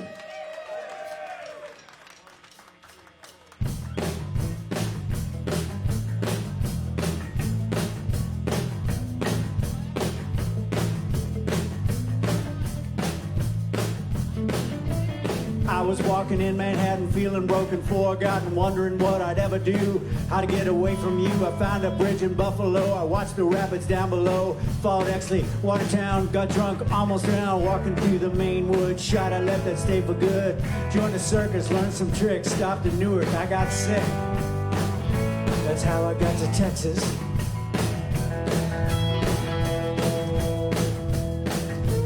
I tried to make the LA scene. It made me nervous, made me mean. Colorado, San Jose, I made it up the highway. Stopped off in Grants Pass, they cut my hair, they kicked my ass. I met some freaks in Coeur d'Alene. I'll never see that town again. Counted cards in Las Vegas, counted cards in Las Cruces. Wandered through the borderlands, held my head in my hand. That's how I got to Texas. That's how I got to Texas.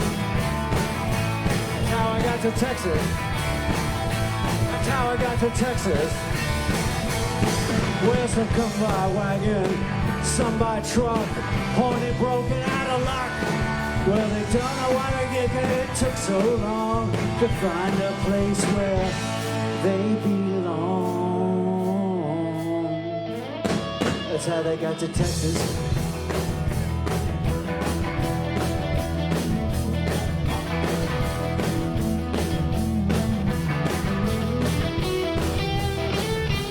Texas isn't perfect, buddy. Mountain short, the river's muddy, beaches stink with brown sand. Have you ever been to Levelland? Poor folks are getting harder and harder. Rich folks get away with murder. Judges sick, they roll a bean, and police do just as they plead.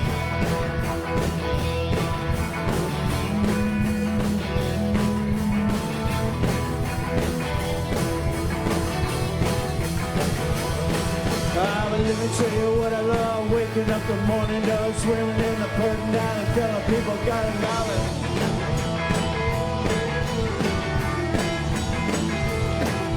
The driver gets a good A, drinking beer the whole way. Sky out there, Abilene, hot floating like a dream.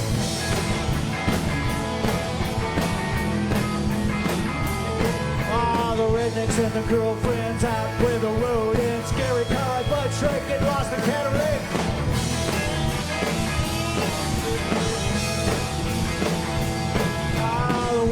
to have a riddle. Robert Shaw on piano, benches up the Glen Roads, riding on the river road. Buddy Holly's black glasses, skipping stones on the brothers, roads and cowboy driven river. Beyonce, Willie Nelson. Ah man, that's how I got to Texas. Oh man, that's how I got to Texas. Oh, that's how I got to Texas. That's how I got to Texas. That's how I got to Texas. That's how I got to Texas. That's how I got to Texas. I got to Texas.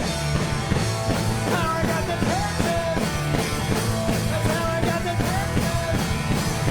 That's how I got to Texas. How I got to Texas. That's how I got to Texas. That's how I got to Texas. How I got to Texas.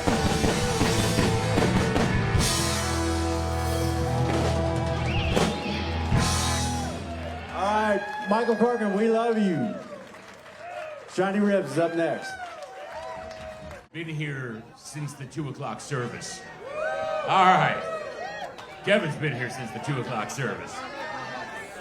We want to thank Dylan, who has been up here moving equipment all day, making sure that everything has been right. We, on a multi-act, I don't know, there's been what, 15 acts or something. We're within like 3 minutes of on time. So that is crazy, unprecedented, never happens. So thanks to Dylan, thanks to Miles and Travis and Paul Miner, who worked behind the scenes as well, making this thing happen. Jody, you've got some thank yous too, right? Yeah, well, all the bands, of course. Thank you all for being here. Thanks for supporting the Sims Foundation, an organization that Michael helped start with his powerful, powerful words. Just want to give a shout out to some of the other folks who helped put today's event together for our beloved Corky, and that includes Susie Brooks, Marsha Milam, Victoria Corcoran Zeitz, and also the mayor for contributing his proclamation. Those of you who were here earlier got to hear his words, and they were pretty cool. And I'm going to do this. Jones Family Singers, Britt Daniel, Tameca Jones, Eve Monsees. We heard from Ramsay Midwood, Shoulders, Jack Henry, Kelly Willis, Kathy McCarty, Courtney Santana, Jon See Graham, the Rite Flyers, the Wilonskys, and it is now time for Shinyribs!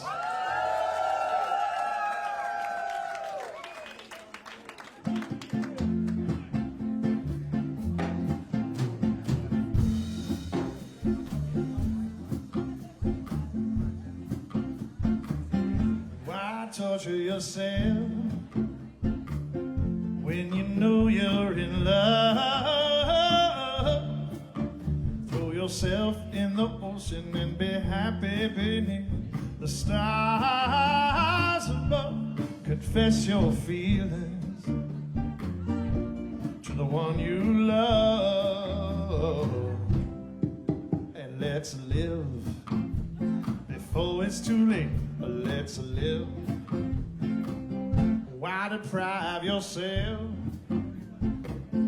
of the wonders of life? Time is getting shorter. There's no reason for these lonely nights. If you don't love me, you miss the boat. So let's live before it's too late. Let's live. Why should you live in a sad state of mind? Problems, problems, problems all the time. Do your best to get it off your chest. Everything will be just fine. All love is sometimes nice, but love is sometimes cruel. When you've been in love, you have been to the greatest school. So try and make it A, and I'll do the same. let's live. Before it's too late, let's live. Before it's too late, let's live. I know it's not too late. So come on, come on, come on, before it's too late. Before it's too late. Before it's too late. Before it's too late. Too late, too late, too late. It's too late. Too late, too late, too late. It's too late. Too late, too late, too late. It's too late. Before it's too late. Before it's too late. Before it's too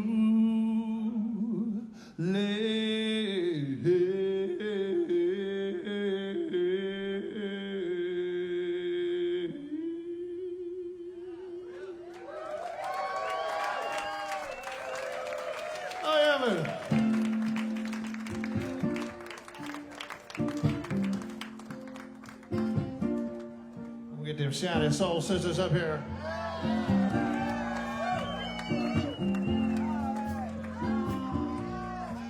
What's up, y'all? What's you doing? Oh, happy day. Oh, happy day. When Jesus was. When Jesus was. When Jesus was. Oh, when it was. He washed my sins away. Oh, happy day. Oh, happy day. Oh, happy day. Oh, happy day. Oh, happy day. Oh, happy day. When Jesus was. Oh, when it was. When it was. It washed my sins away.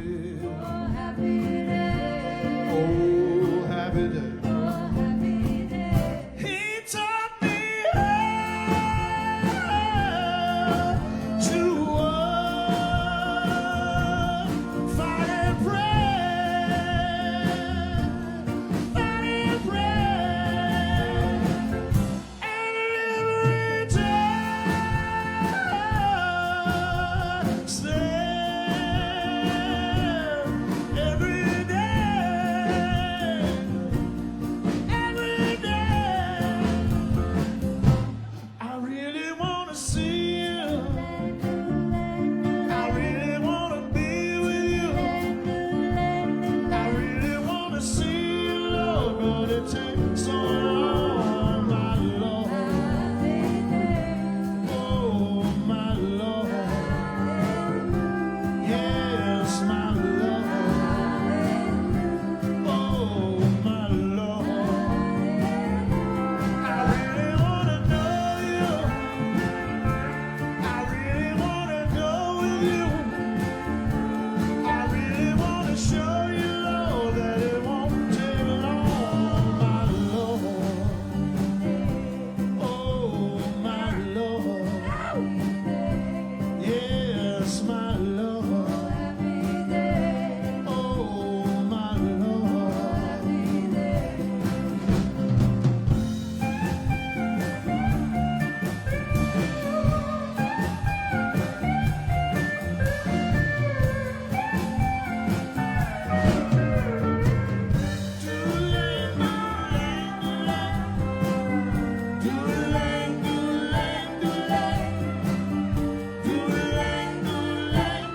It's so fine. Wish you were mine. That handsome boy over there, the one with the ginger hair. I don't know how I'm gonna do it, but I'm gonna make him mine. Be the envy of all the girls. It's just a matter of time, my Lord.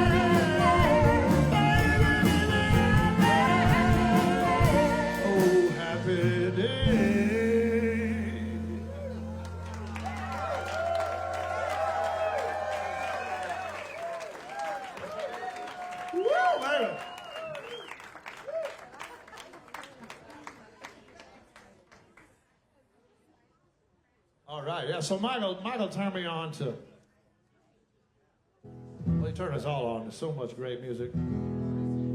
But I think gospel music was the main thing he turned me on to. He used to give me these gospel comps. He just hand me these CDs sometimes, like at a show, I'd run into him and goes, here you go. And he just give me this CD with a bunch of gospel music on it. And then and so I took that, and I like to mash stuff up, you know, and so I took an old bluegrass song and I turned it into what I try to make it to a Staples singer song. I don't have my tremolo tonight, but just imagine.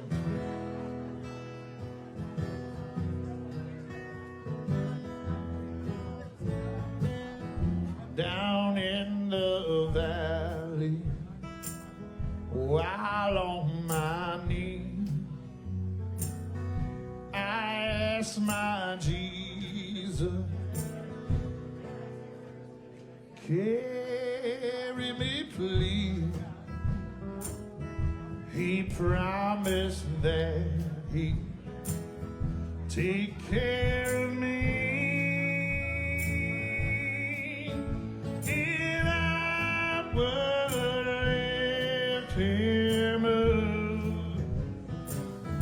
he said if I be lifted up, he said if I be lifted up, I'll be your father, I'll be your mother, I'll be your sister and your brother. He said if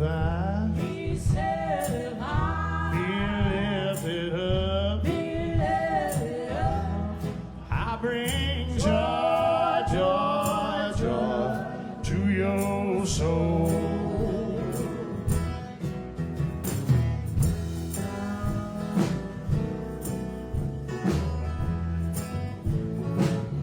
When I am lonely, when I am sad, my Jesus comes and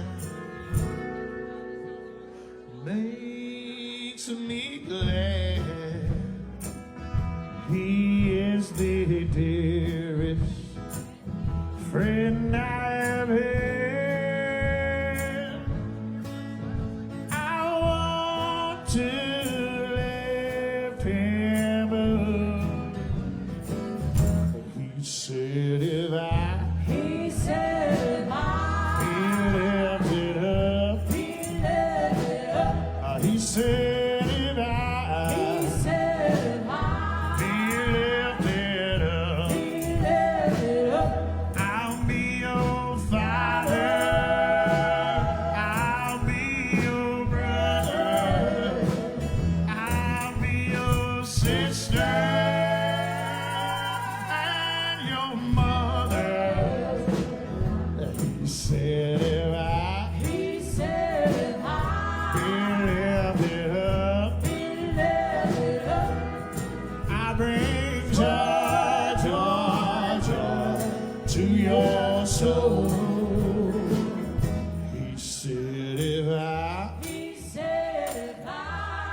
lifted up, he said if I be lifted up, I'll be your father, I'll be your mother, I'll be your sister and your brother. He said if I be lifted up,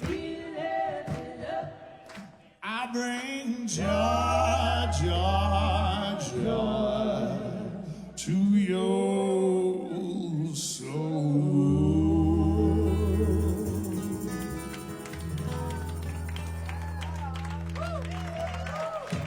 All right.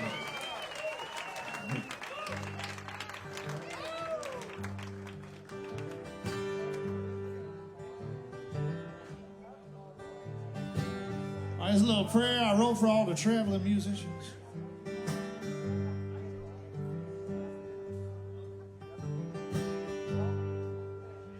I ain't played it in a while, but it seemed like a good time to do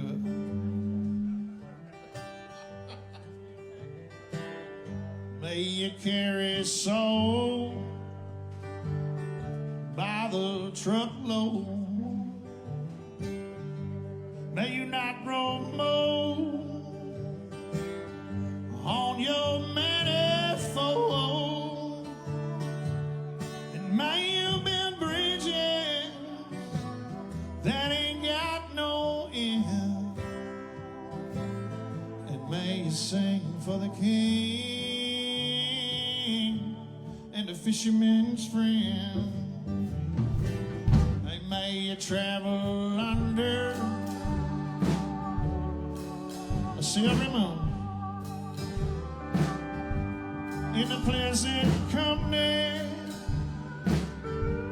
of a woman who swoons, and your simple word, may she find them wild, and may you wake up in the morning with her by your side.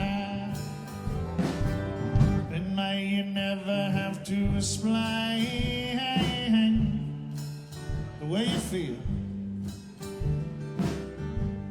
May you always have a fresh hand on the wheel. And if you get tired, I hope you lay down and dream about your children jumping up and down.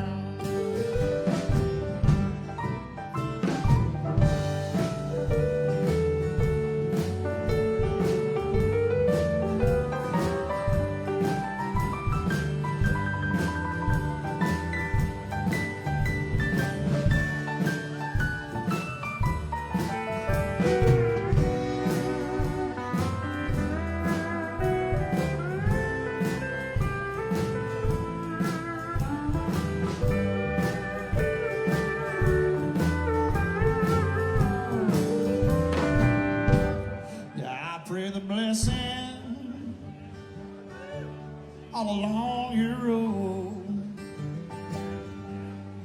I pray the sunshine down wherever you go. Don't worry about your suffering, 'cause it'll be alright. You cast a beautiful shadow the way you're standing in the light. May you carry soul by the truckload. May you not run your manifold. And may you build bridges that ain't got no end. And may you sing for the king, fisherman's friend. Hey, may you sing for the king, Michael Corcoran, and the fisherman's a friend.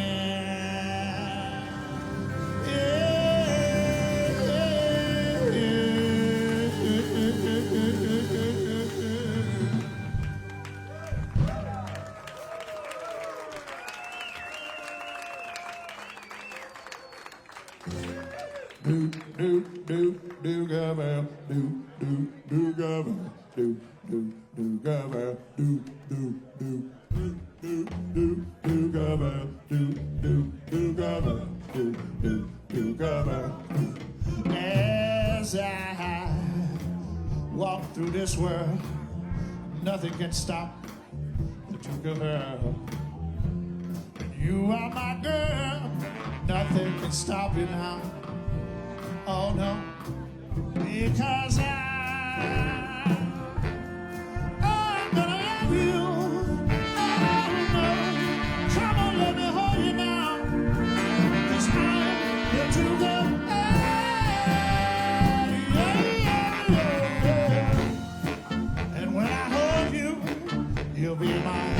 princess, my Duchess of will walk through my group dome, and a paradise we will share, because I'm gonna love you. Oh no, nothing can hurt you now, 'cause I'm the Duke of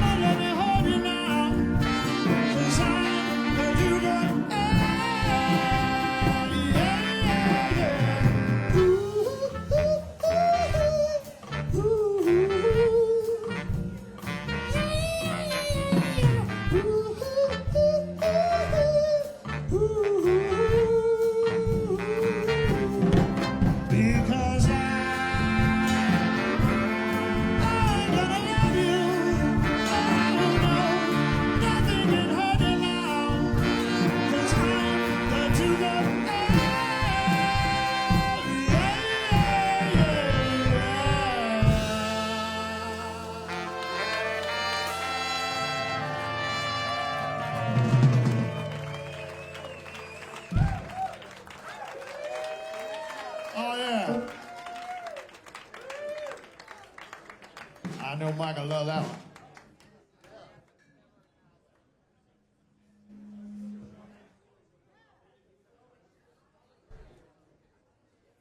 This is old Bobby Blue Bland song for Michael, all right. Broken Hearts. It's members only tonight for Broken Hearts.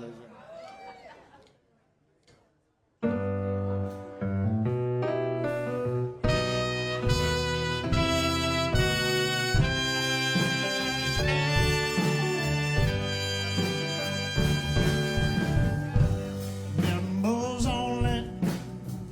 It's a private part.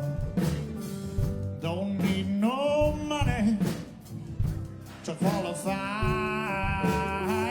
Don't bring your checkbook, just bring a broken heart. It's members only tonight. Say you lost your woman, say you lost your man. You got a lot of problems. Oh, in your life, where they throw in a party for the broken-hearted. It's members only tonight. Won't tell your mama, won't tell your daddy. Blue and lonely, wrong or right, where they throw in a party for the sad and lonely. It's members only tonight. Members only. It's a private party. Don't need no money to qualify. Don't bring your checkbook, just bring a broken heart. It's members only tonight.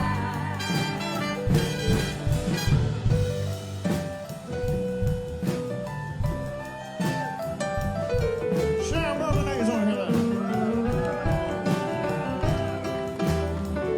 Skip.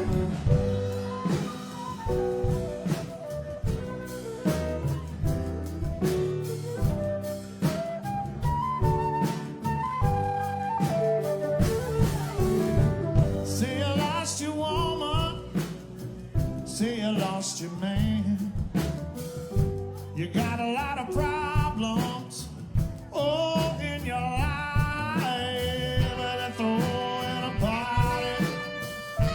are sad and lonely. It's members only tonight. Members only. It's a private club. Don't need no money to qualify. Don't bring no ticket. Just bring a moving heart. It's members only tonight.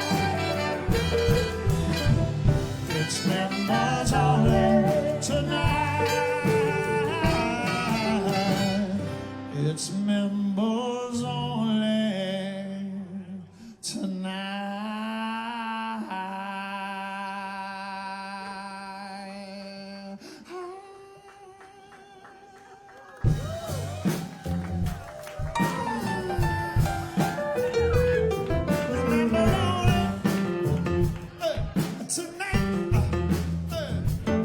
I said member tonight.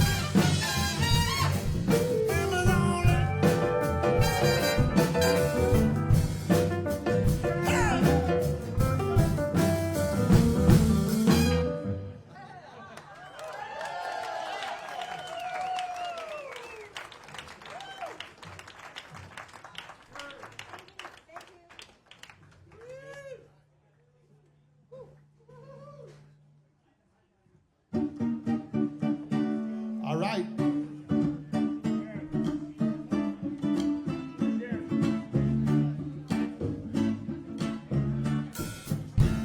It's good to be human when humans are human too. It's good to be human, being a human with you. It's good to be upright tonight, taking in the room. It's good to be human, being a human with you. It's good to be me, seeing what is true. Good to be human, being a human with you.